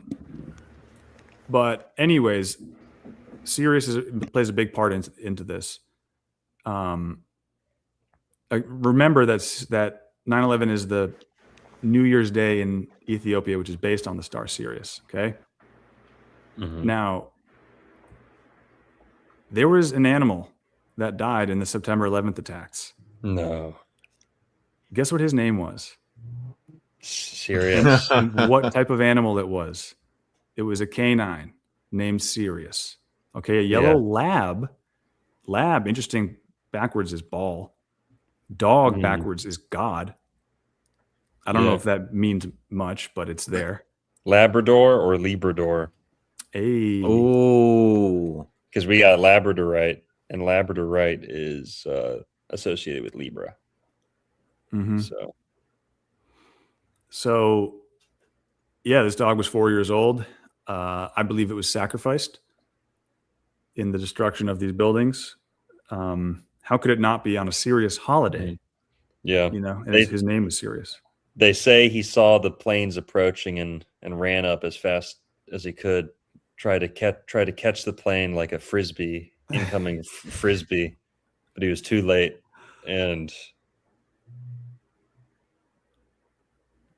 But funny. He is a hero. So R.I.P. to Sirius. For if sure. If he was even a real thing. If he existed, R.I.P. Yeah. It's kind of like in the Truman Show when the light falls down and it's labeled Sirius, and then later on they have a dog looking for him. The dog's name is Pluto. Yes, exactly. And Pluto is the planetary equivalent of Sirius. Like, you know, there's fixed stars that are associated or equated to Mars. There's fixed stars equated to Mercury. You know, fixed stars can have a planetary type or like an affiliation. Sirius, you know, this isn't like a super ancient thing, but Pluto goes hand in hand with Sirius. In fact, if you ever wondered why Pluto's the underworld, Sirius, you know, Sirius is in Cancer. Cancer is like a good sign. It's summer. It's happy. It's, you know, why the dark death, you know, underworld dog. Why is that in Cancer? Well, it makes complete sense because in a birth chart, the fourth house is the underworld. It is the bottom of the birth chart, and Sirius is down there at the bottom of the birth chart, the very tomb at the bottom. Literally as far down as you can go is the middle of Cancer, which is, I forget what degree in Cancer Sirius is at. But Cancer's at the bottom. So it is like the tomb of the birth chart, the underworld of the birth chart you go down into, just like Capricorn's at the top. That's why Capricorn's always climbing. You know, the goat's at the top, the crab's at the bottom of the ocean. So there is this important connection between Pluto being the god, the planet that represents the underworld, and then Cancer actually via Sirius also being a quote unquote pathway to the underworld, you know. So Sirius, Osiris, Snoopy, Scooby, Goofy. It's the black dog of the underworld. Not always black, but often. That's interesting. Do you think the canine has to do with the Canaanites? Because Baal was the Canaanite god of human sacrifice. Yeah. So we Could have be. ball being evoked here. What's also really interesting is the dog's badge number was 17, and 17 in dog years is 119. Wow. Okay. And then the 7 17th tarot card is the star, and we all know what the star is that they're talking about in this card. It's Sirius. Right. And you know what 7 fuck, what was I just gonna say? 17. Yes. 17 is the number of Saturn. 21 is the number of Jupiter because it's 777. 3 sevens. I know we're kind of painting a bad picture here on 77, but 777 is it's supposed to be a perfect number, a pure number, a good number, the Yeah. jackpot. It represents God, 777. It reduces to 3. 666 is one ingredient taken out. It's like one component. There's a deficit between the devil and God. That's why the devil has to be 666. He can only be less than, or a corruption of. So 777 is God, is associated with God. 666 is the devil. 555 is man. Have you ever hear the Pixies song? The Pixie song, "Monkey Go to Heaven"? Never Or heard this it. No. this monkey goes to heaven. This monkey's gone to heaven. Something like that. All right. In that song, he says, Black Francis says, man is 5, the devil is 6. Or he says, man is 5, man is 5. And if man is 5, the devil is 6. And if the devil is 6, then God is 7. God is 7. And he's screaming it at the end of the song. He's like screaming his brains out. God is 7. So yeah, Pixies, good Pixies song. Cool. So, but yeah, man. But yeah, Sirius is all over the Sept 11 ritual. Oh, and we didn't mention this yet at the bottom. K is the 11th letter of the alphabet, so K9 is 11-9. Yep. So yeah, Yeah, we're evoking K9. K9s in many different ways. The Canaanites, Canis Major, Sirius, the dog, the star, the holiday, New Year's Day, Ethiopia. And I haven't heard many people talking about this angle. But hey, maybe Keanu Reeves knows because he's in the band Dogstar. Is he actually? Yeah. After escaping the Matrix, he went on to the Dogstar. So Wow. Yeah. Now I read in this book about the ritualistic aspect of 9/11 that there's a serious cult in the military industrial complex that these people worship Sirius there in military intelligence. Oh, I can believe it. I can believe it. Yeah. I have. Yeah, so that's basically it. That's what I have on Sirius. That's what I have on King Solomon's Temple. That's what I have on 11 and the numerology and stuff. I do have one more crazy rabbit hole. If you guys want to check that out, we can save it to the end or talk about it now. But it's 9/11 and 2001: A Space Odyssey. Ooh, okay. All right. Yeah. Let me tell you a quick story real quick. Can I tell you guys the story? Absolutely. Okay. The craziest dream I've ever had. I think you guys maybe have heard me tell it before. Craziest dream I ever had. Okay. I was staying at a friend's house who I was traveling. I was going from South Florida to North Florida. I stopped at my friend's in Orlando. Very wealthy guy. House, his family's wealthy. The house is like maybe the richest, nicest house in Florida. It's huge. I made a joke to this guy's dad one time about astrology being for billionaires, not millionaires. Then he's like, he looked down at his watch and he's like, all right, well, I guess I'll be an astrologer in a couple months. Whoa. So, he was when I said that to him, he was on track to become a billionaire, basically. And so, very wealthy guy. I was friends with his son. That's why I was there. I was just sleeping over on my way north. And I don't know, maybe I bring up the wealth because maybe it has to do with the dream a little bit. The mammon, mammon is like all the trappings of the world, the good food, the wine, the cheese, the money, the real estate, mammon. It's like the material world.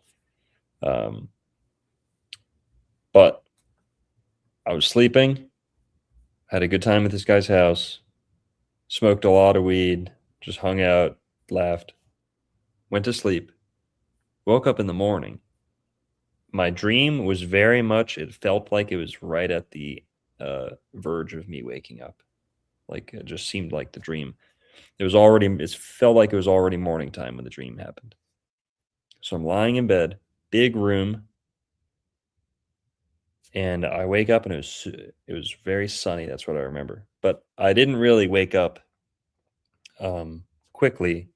This was the only time I've ever experienced sleep paralysis ever. I had this dream. It was like an apocalyptic world landscape. And if you've ever played Mirror's Edge, the video game, it was like Mirror's Edge. The schizo losers in the chat will know exactly what that is.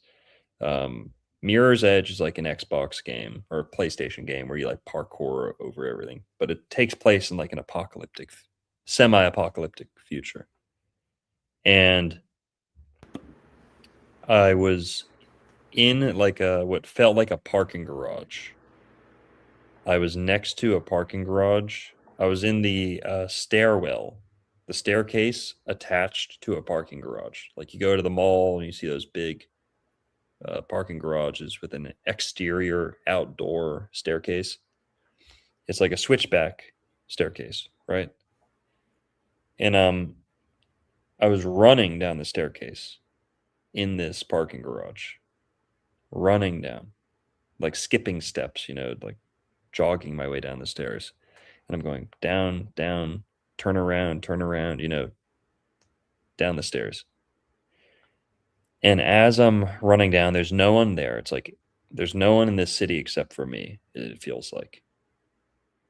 And I'm running down the staircase, and there's a man in a suit walking slowly, taking his time going down the stairs in front of me. So I see his back, and I'm like above him because I'm coming down the stairs.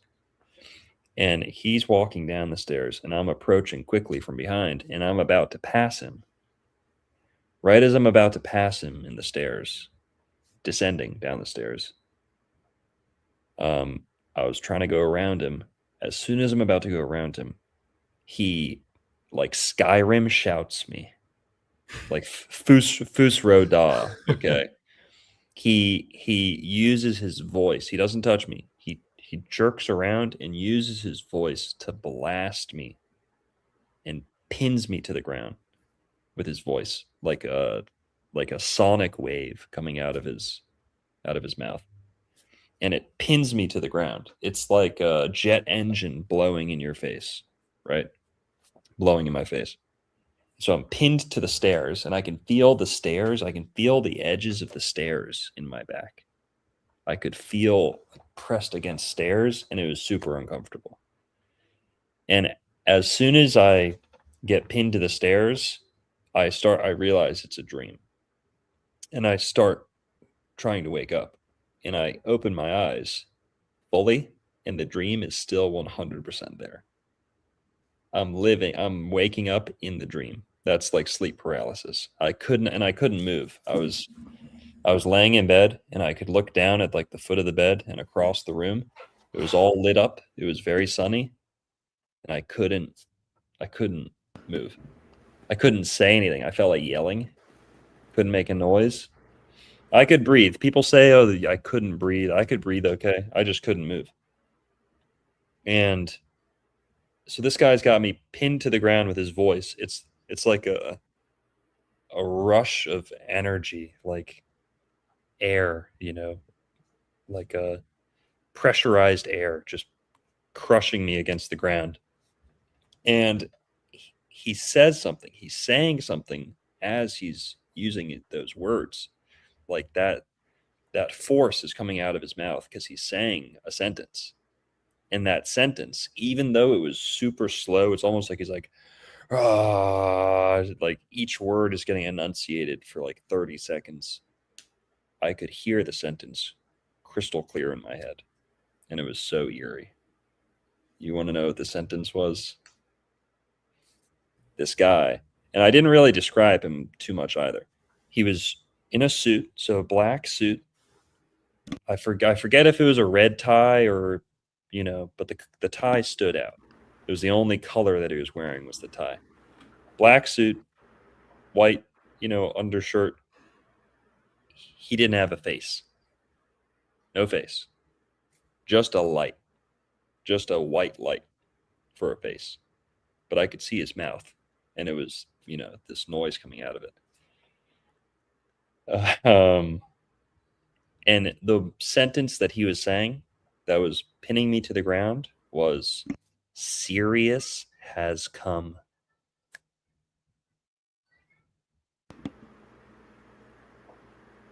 That's wild, bro. That's it. weird, man. That's unsettling. I know.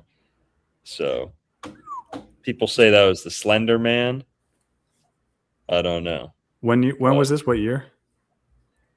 2016 or 17. Strange. I was like 19 or 20. Sirius is a mystery, man. I want to know. I slowly woke up. Okay. I slowly woke up and like regathered all my senses, and I could like move. It took, here, I'll finish the dream. So I'm pinned to the ground. He says that. And as he's done articulating that, the pressure coming out of his his words stops, and he turns around, stops facing me, and continues walking down the stairs. Now, I'm still pinned to the ground. Even though he's done talking, I'm still pinned to the ground. I could still feel the stairs in my back. And I can't move until he's out of view. So he's walking, taking his sweet time down the steps, makes a turn and has to go down another set of steps. And I'm still pinned to the ground. And only when he's completely out of view, does the force field just kind of dissolve, and I wake up normally. And the moment I wake up normally, the moment I have all my senses back, my friend's mom opened the door and essentially said good morning, or said my name or something. And I felt like I had just gone on a DMT trip, and I see her and I was like, oh my God, I'm back to the real world. But a lot of times when you're sleeping over at other people's houses, there's different energies. There's actually different entities perhaps floating around you and influencing your astral world. It's funny you said back in the real world, because I was actually thinking earlier today, are dreams real? What makes a dream less real than this? Because I think there's a lot of truth in nursery rhymes, row, row, row your boat. Life is but if life is a dream, are you going to say life isn't real? Why is your dream not real? yeah. Yeah, man.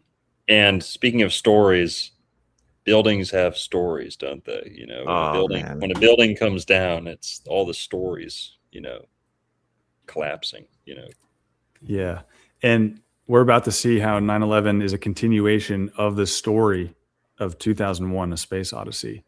That movie actually had its sequel, or like a director's cut almost.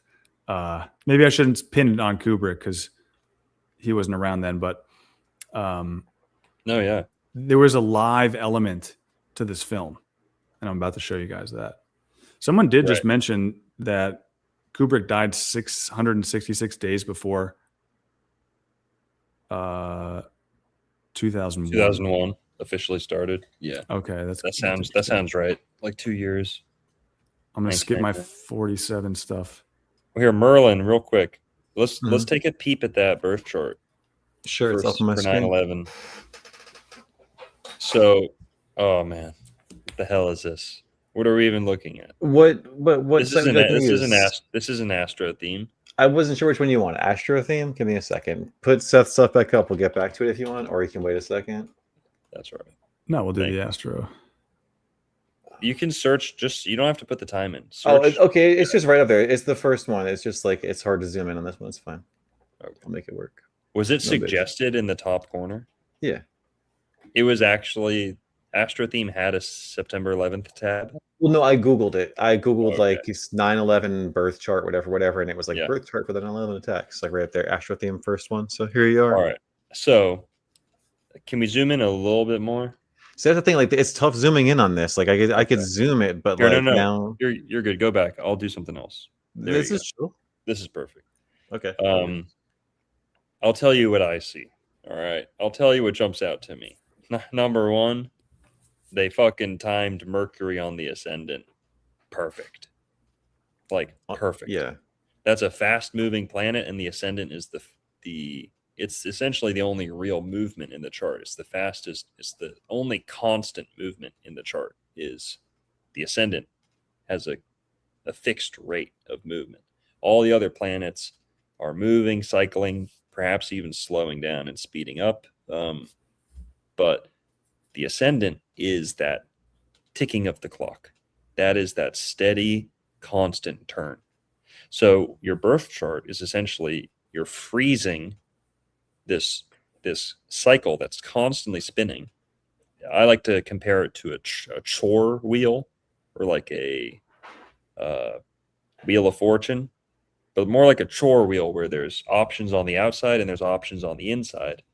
And the combination, it's, where they fall when you hit freeze, when you're born, when you take that snapshot of that moment, what you're seeing there. All right, whatever. So Mercury right on the ascendant. That's pretty dang good. Now, what does that mean to me? The ascendant is all about appearances. It's all about hearing about something for the first time, seeing something for the first time.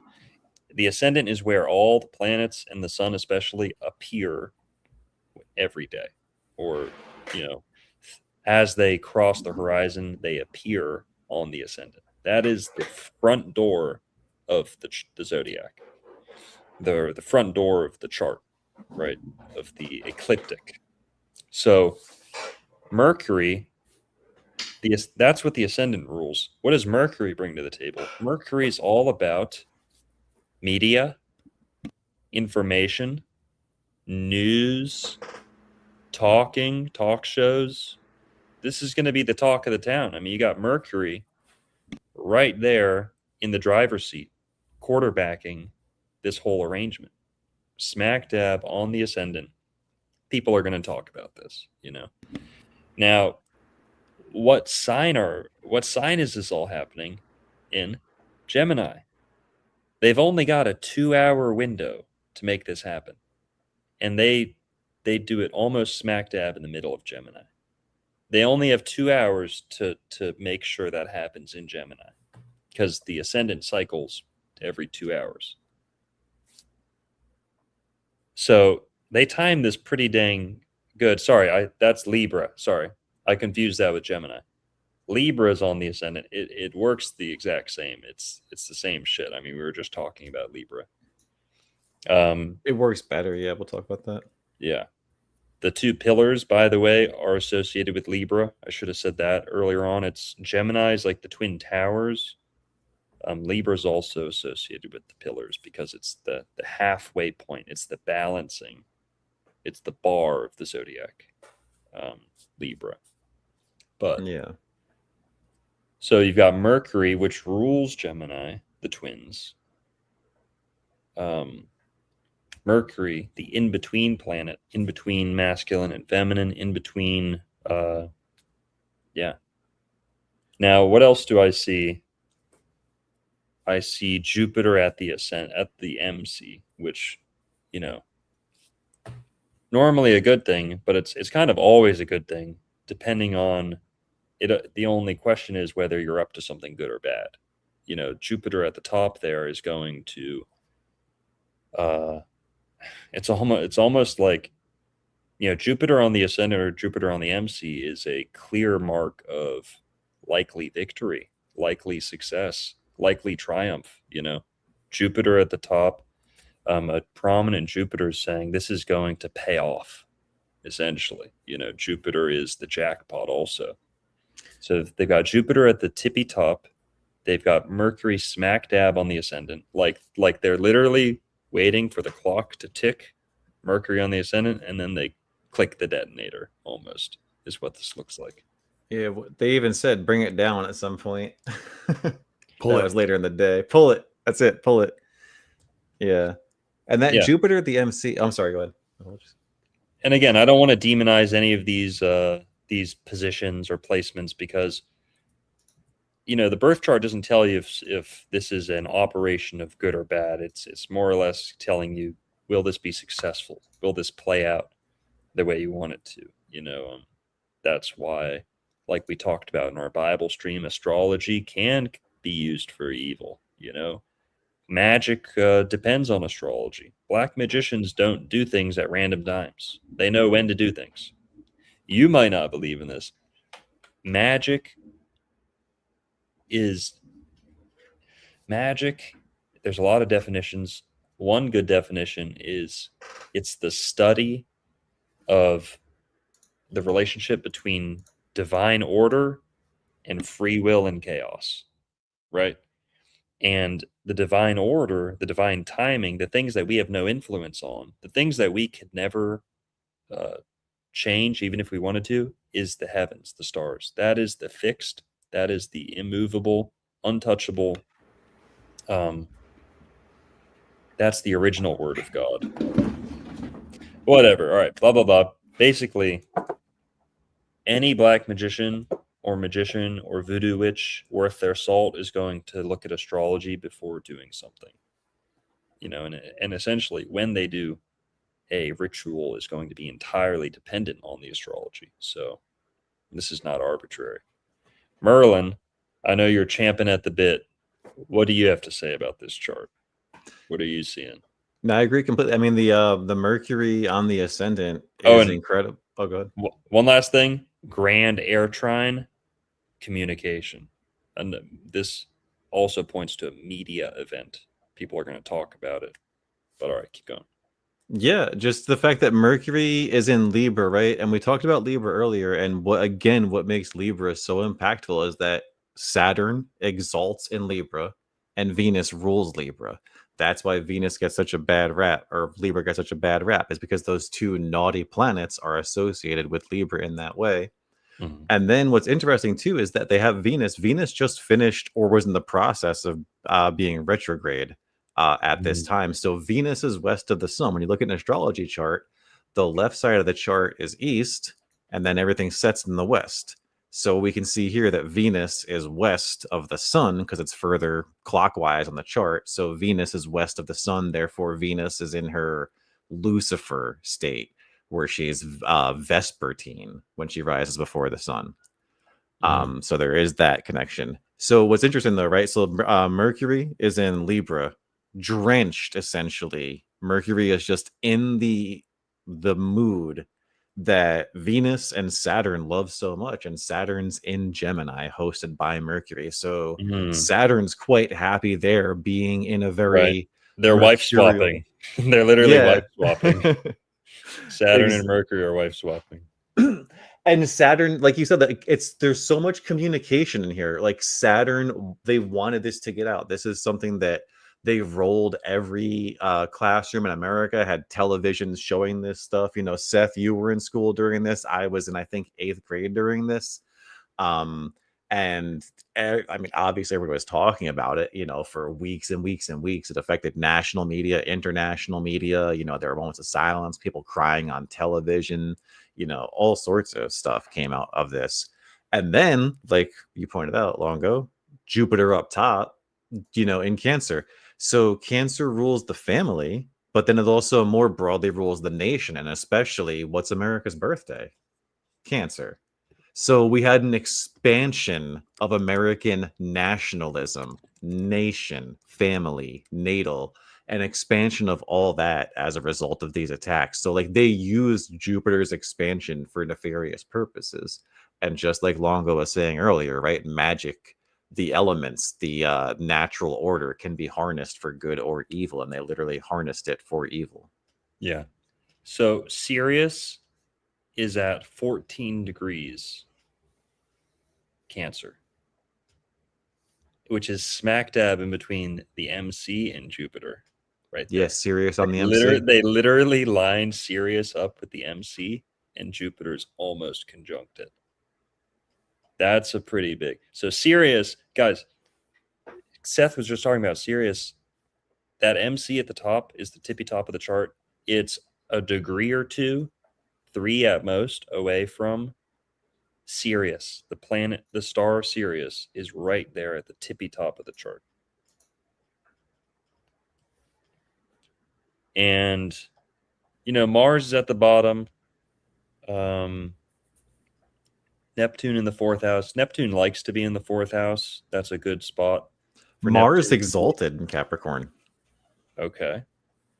Happy Mars. Yeah. Happy as shit Mars, honestly. And it was a Tuesday, Mars Day.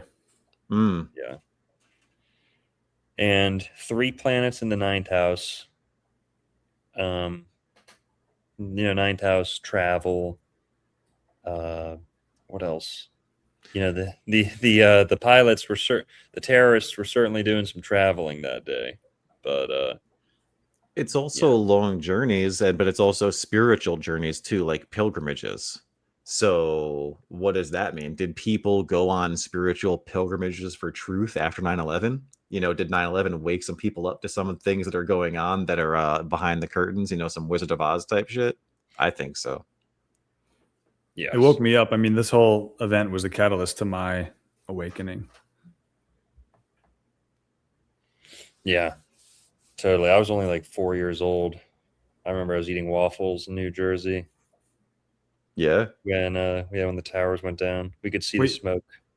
You've left Florida before? Yeah. Sorry. Does that bar me from running for Supreme Chancellor of Florida if I've been out of the state? No, you've already been grandfathered in. Yeah. My family would have like summer vacations in New Jersey, like the Jersey Shore, ocean, Atlantic Jersey is City. Beautiful, honestly. And I say that as a New Yorker. Jersey is beautiful. Yeah. Well, it's the garden state. Before it became like the industrial smog state, it was the garden state, and they grow a ton of food in New Jersey. To this day, actually. Garden your spaghetti from your fat Italian siblings. More like. Oh man, yeah, that's today. That's Jersey in 2026. Garden. All right. What else? I guess you had a little bit more to say about 2001: A Space Odyssey. Yeah, it's not too long. We can get to the gravy, but what year did 9/11 happen? And again, whenever we say 9/11, we're saying Sept 11. So we're really saying 7/11. Yeah. But what year was it? It was 2001. 2001, the film. Do you want to throw the slide back up?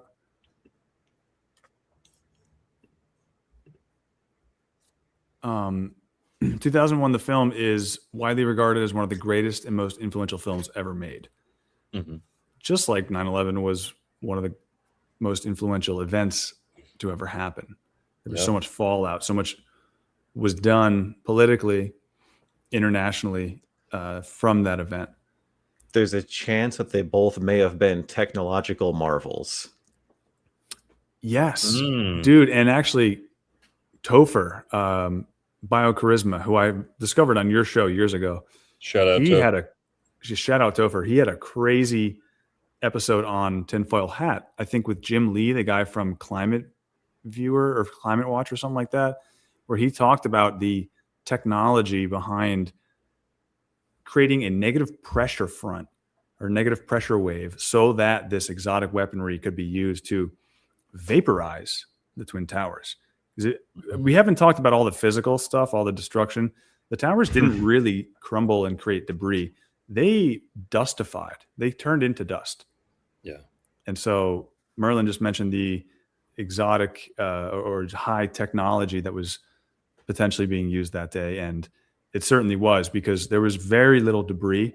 There's quotes from the fire department guys, the rescuers, saying, I didn't find, this is the largest office building in the world. I didn't find one phone, one chair, one desk, no evidence of any offices. It was literally just dust and like rivers of molten lava. So yes, exotic weaponry was used to take them down. We're not really talking about that. Talking more about the occult stuff. So here's why Sept 11 was the sequel, or a live ending, not even necessarily an ending because it's probably still going, to the film. So obviously one of the main themes and symbols in the film is the obelisk, right? It's this monolith that's black. It's like a slab. Interestingly, it looks just like your smartphone. Yeah. But these things appear whenever there's a big consciousness shift in the film, right? So the first time it appears, we see like the monkeys learn how to use violence against each other and be territorial. And there's this, you can see in their brain something switches. And they start fighting with bones and stuff. And then the obelisk appears and they kind of freak out about that. So that's the first time we see that in the film. The second time is when man makes it to the moon, right? And they're like doing all this work on the moon. And they're like, sir, you got to come look at this. We found something. They found an obelisk, the black monolith. I guess it's not an obelisk, because an obelisk is usually the pointy one, phallic one, but it's monolith. Monolith. My bad. I'll adjust the slides. So No, the second time, it's obelisk. It's still technically an obelisk, because I believe in the book, I could be wrong, I haven't read the book, I heard that it was an obelisk, and he intentionally made it look like more of a screen. That it's supposed to be more of an obelisk, but he thought that it would have been too like conspiracy theory or too on the nose if it was just like a Washington D.C. obelisk, So they made it this. Well, it has deep meaning being shaped like this. We'll get to that, but the idea here is that we want to take away is every time we see this thing, it signifies a consciousness shift of humanity. Okay. We also see it when man achieves like interstellar travel, and we see it when man becomes star child. So it's whenever these like software upgrades or like a new ascension to the human consciousness happens that we see this thing appear. Now, 9/11 was a consciousness shift, was it not? Mm-hmm. Do you think we saw a black monolith shaped just like this at ground zero on 9/11? Turns out we did. What? Okay. This is 55 Church Street. It is at ground zero. It is overlooking the Twin Towers that were destroyed. And it is shaped and looks exactly like the obelisk, the monolith we see in the film 2001: A Space Odyssey. So 9/11 was a real life consciousness shift created by collective worldwide trauma. And it was marked with the appearance of the obelisk, just as in the movie. On the same year, 2001, the movie's named after, right? That's insane. Yeah, it's pretty and wild. boy, were those Terrys on an Odyssey. Mm-hmm. They were on an Odyssey already. The Terrys, yep. And we talked about the Pentagon earlier. The Pentagon was also used in 9/11. This address to the Millennium Hilton Hotel is 55 Church Street. It's 55 stories tall, and it reopened on 5/5. So Damn. there's that. So it's highly coded, and the fact that this It's Millennium Hilton. That's literally like saying 2000 Hilton. It's like the Right. 2000. It's 1 year off from being the 2001 building. And I think they misspelled Millennium too. I think it's commonly Milen. There's only one L in the name of the hotel. Like if you look it up, it's both because they're kind But of also- trying to cover it up. But It's kind of like, it's almost like what we were just seeing with the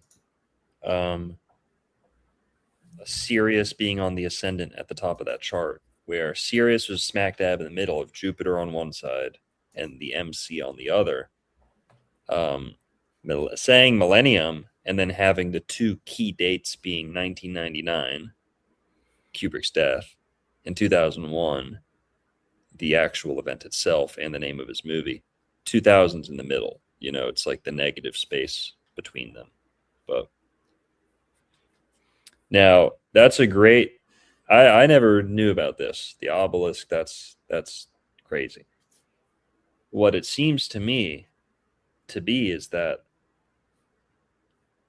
Stanley Kubrick probably faked the moon landing, or was tricked into faking it, or somehow contributed to it. He had a hand in increasing the media, potential for the event, right? Increasing the accessibility, the cinematic quality of the event.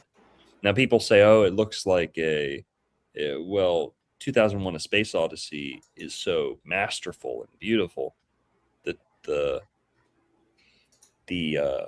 moon landing's crappy. It looks shoddy. It looks like a student film almost. Well, that's kind of the whole point. Stanley Kubrick single-handedly raised the roof, raised the ceiling for technology in visual effects and all that. Literally raised the roof, raised the bar so far above what everyone else was doing, that it then made this crappy little thing believable. Because if you think if the masses think space looks like this HD perfect space opera, and then they're like, "Oh, that's Hollywood. That's, wow, that was cool." And then they see this crappy little moon landing that's really undersold, understated, and there's all this buildup on it. To me, that makes it more believable. Is the contrast with the Stanley Kubrick movie. Like, yeah, the Stanley Kubrick movie was accurate, but no one really expected them to put an HD 4K cinema camera on the moon. Like, whatever. So it was a psyop top to bottom. I think we all kind of realize that. But I just love how, Seth's putting this together where Kubrick it's almost like the same mission. Like the beginning part of the mission was the space landing where everyone's huddled around their radio, everyone's huddled around the first like TVs to ever go out, and they're hanging on the edge of their seat, hanging on every word coming out of the radio for the moon landing, and they're seeing it on TV. Families are glued to the TV, and this was all like a positive. It's positive. Like America's at its peak. We're ascending. We're dominating the space, the heavens. We're beating the Russians. So that's almost like the apex, the climax of the American experiment. 2001 is like the winding down, like it's coming crashing down almost. It's the completion of the cycle. And Stanley Kubrick may have had a hand in both, more than he realized, more than he bargained for. He may have unwittingly assisted in the moon landing, and then he may have given, equipped them with the tools and the techniques to run with it and make a whole slew of media psyops and false flag things. But 2001, 9/11 being this climax, another climax, it's all bad, negative. It's not the illusion of, oh, we're conquering the world, we're conquering the moon, America's on top. This is like, no, America sucks. You just got your ass handed to you by a bunch of fucking camel bangers from a cave in the middle of nowhere. And America's vulnerable, defenseless, you know. So Kubrick, yeah, I kind of like Kubrick is almost like the bow on top of this, the cherry on top of this whole thing. What do you guys think? How do you? Well, what's interesting too is you were talking about how we're all huddling around the radio, getting the information, getting the news. How did we all take in 9/11, and how did we take in the movie 2001 through this thing? Mhm. Right? I'll take through our little obelisk, through our little monolith, sideways. It's not this anymore. It's not the tall version. It's the side one. Mhm. So this is the screen through which we get programmed. So That's the comment I was going to make, is how similar it looks to a cell phone. It's like, okay, we all have our little block here, you know. Mhm. It's crazy. And if the moon landing was America's climax, like you were saying, man, how sad is that our peak, our apex is based on a complete and total fabrication? You know, that says a lot about what we are as a country, honestly. This comment's pretty nuts. I don't know if it's true. Haven't checked it, but it rings true. The character in the beginning of the film, Haywood Floyd, his name is Defy Hollywood. It's an anagram for it. Defy Hollywood. well, there's only one L in Haywood Floyd. Can we also make Hollywood, Florida out of this? I don't know. Maybe. Hollywood, Florida is where all the 9/11 attackers were camped before the attacks. You guys know that? Hollywood, Florida. All the attackers. All right. Search this up. 9/11 attackers, South Florida. Just search that into Google. Yeah, I think I put you onto that book by Chris Bolin. Yes. Yeah. Yeah, we talked about it before. But if you guys want to know more about the Florida 9/11 connection, read the book called Solving 9/11. Mm-hmm. All right. And yeah, Hollywood technology had a lot to do with both 9/11 and 2001. And the moon landing. And the moon landing, yeah. Hollywood, and like Jordan Maxwell pointed out, all the ancient sorcerers built their wands out of wood from a holly tree. Hollywood's where the magic happens. Right. And also all the things were being made in the late 60s. So the Twin Towers started construction in the late 60s. Space Odyssey was filmed and released in the late 60s. Moon landing was the late 60s. So I feel like they premeditated all this stuff at that time and kind of planned it all out decades in advance. Even Operation Northwoods, which was the proposed false flag event that made it through the Joint Chiefs of Staff all the way to Kennedy, and then they assassinated them later. But Operation Northwoods was them planning to have Cuba fly planes into buildings in Miami to, you know, coordinate a false flag. And that also was planned in the 60s. Yeah. So yeah, it could have all been coming together for all that time. You know, like these plans have been coming together for so long. Yeah, the 60s were some of the worst times for psyops. Yeah. And the boomer generation really got it. You know, Yeah. they really got it hard. Yeah. They didn't have the internet. They didn't have YouTube to look through the veil. So 15 of the 19. There's another. I think you already wrote that down. 19. Whatever. 15 of the 19 hijackers involved in the September 11th, 2001 terrorist attacks lived, blended in, and trained in South Florida during the months leading up to the tragedy.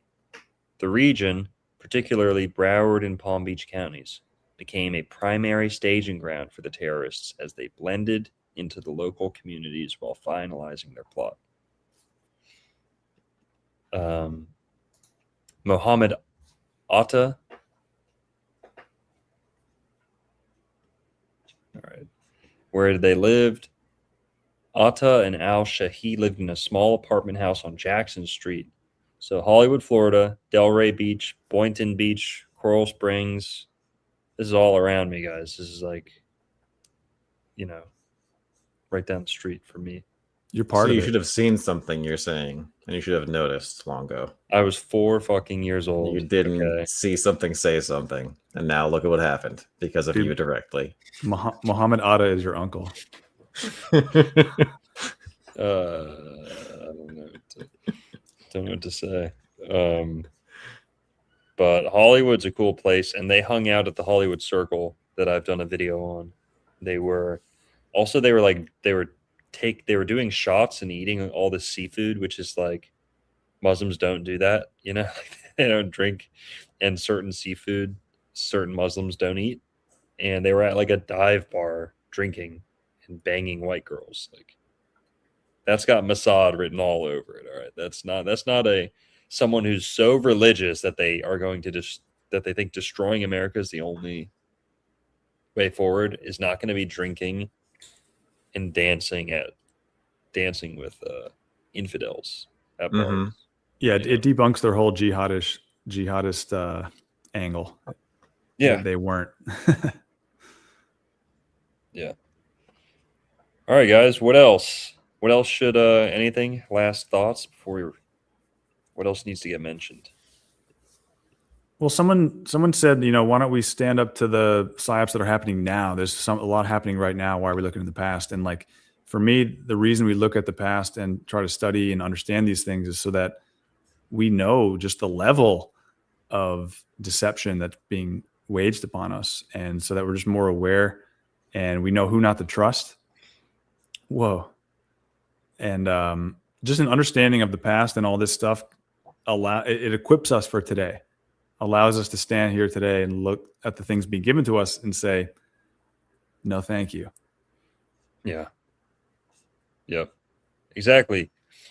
You not to be lame, but there's such a thing as consenting to the past. You know what I mean? Like consenting, like agreeing with what happened in the past and choosing, let's just not dig up what's old and just what's the saying, let things lie. Yeah, like let dead things lie or something like that. Yeah. So, but all right, someone out there, guys, one of you schizo winners, I'm not gonna say losers again, schizo winners need to get this book and tell me what it's about. All right. I was searching 7-Eleven occult or something, and I saw this. So that's a book about something. I saw Satan at the 7-Eleven. And guys, go check out, guys and girls out there, go check out Merlin's page. Wise Wizard Merlin on YouTube. I'm going to share a screen.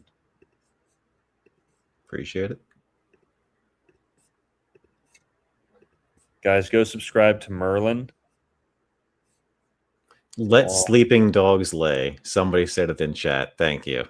Let Sirius. Oh, lay. sleeping dogs. Sleeping Oh, that's dog. good. Yeah. Guys, go subscribe to Merlin. You guys did a show together, didn't you?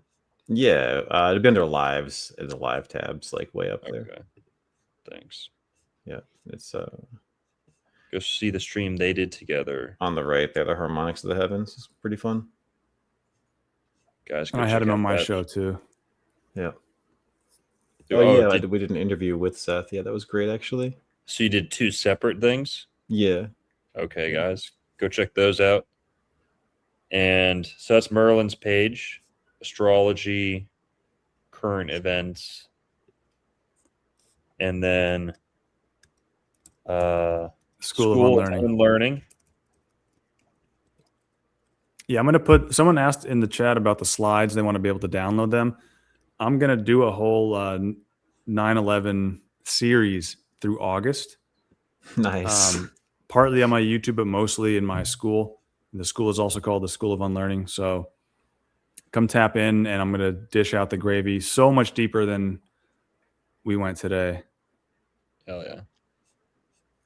Yeah, guys, subscribe to Seth's page if you haven't already. He had Cam on. Did a show with Cam not too long ago. Based. Yeah. And here we got Mark O'Farrell says, with $5, says 7-Eleven used to be called Totem. Totem. Like a tote bag, or you're carrying something, or like totem, or like a totem pole. I don't know. But yeah, I don't know anything about that. Zalero with another $10 says, can you post these slides somewhere for DL? This is such a great presentation. DL, download, or Dr. Longo? I think download, but yeah, just tap into the School of Unlearning, and they'll be up during August. Shell, yeah. Marco Farrell gifted another 5 Old World Florida memberships. Appreciate that. Appreciate our non-broke boys here, the VIP section. Non-brokies. Right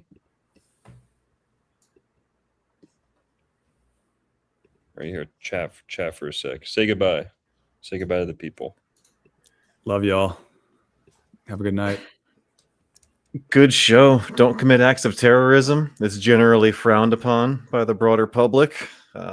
Stay away from that kind of stuff, kids. No good. Oh yeah, to reiterate, we love everyone. We accept everyone. I actually love Yes. Muslims so much. I want them to move into my city in mass numbers and just completely blotch out my way of life. That's how much I love Muslims. And we love everyone.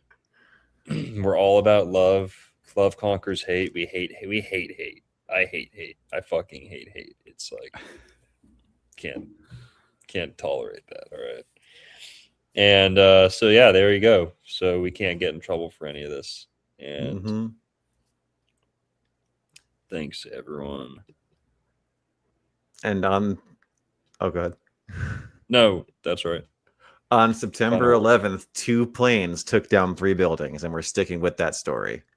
Yep. Pretty impressive. After reviewing all the evidence, we're still with the plane theory. So it just makes a lot of sense. You know, the talent that the hijacker had to crash the plane into the Pentagon, diving at that angle, and then correcting at the height that he had to correct at. I mean, I heard he went under an overpass too. Yeah. And he did a barrel roll on the way in as he was chanting "Death to America," the motherfucker. He fit a passenger airplane under an overpass and then into the side of the Pentagon. Yeah. And before there's no security footage either of the most heavily guarded building in the world. So you just got to take my word for it. Well, I mean, at the same time, NASA taped over the moon landing telemetry data. So stuff happens, Seth. Stuff happens, you man. can't Never expect forget. perfection, you know? The tapes malfunctioned when Epstein, something happened to him, I think. You know, so why would these things work? You know? Yeah. All right, guys. I got one last word for everybody. Yeah. Thank you. Come again. Oh, that's funny. All right, guys. Everyone, peace. Let me get 20 on pump number 3. Let me get 11 and 70 cents on pump 3. Yeah, get $11 on pump 7. All right. Peace, everyone. Good night. Good night. Yep. Wild Indian, yeah. Hey, V, line them up. I'm a wild Indian, you know I go crazy. Ain't really Indian, that boy fugazi. I just keep it player, you can never play me. You got an ass so fat, girl, let's make a baby. And another one. Then I'm back to the trap, I'm trying to double some. She a bad woke chick and I love her tongue. We some jurisdiction boys, we some one-on-ones. Look, don't compare me to no Martin dog, I'm like Malcolm X. Die about our freedom, we'll leave a crack and stretch. Round of applause, boy, you know we clapping text. Chucky dog, child's play, yeah, nigga, that's what's next. Open up the cans just like Arizona. Pull up masked up like we got the Rona. We set up jurisdictions when we buy the corner. How you claiming that's your hood and you not the owner? Be the B, I just pulled up in the need for speed. Free the land, tell the colonizers that they need to leave. Wild Indian up in my veins, you know how we bleed. You ain't gotta lie about who we is, dog, just keep it G. We at war, we can't keep the peace. Since we at war, gotta keep the peace. Whack a cone, then I meditate. Should I need to breathe? Keep a Omeg head when we slide, dog, cause we the shit.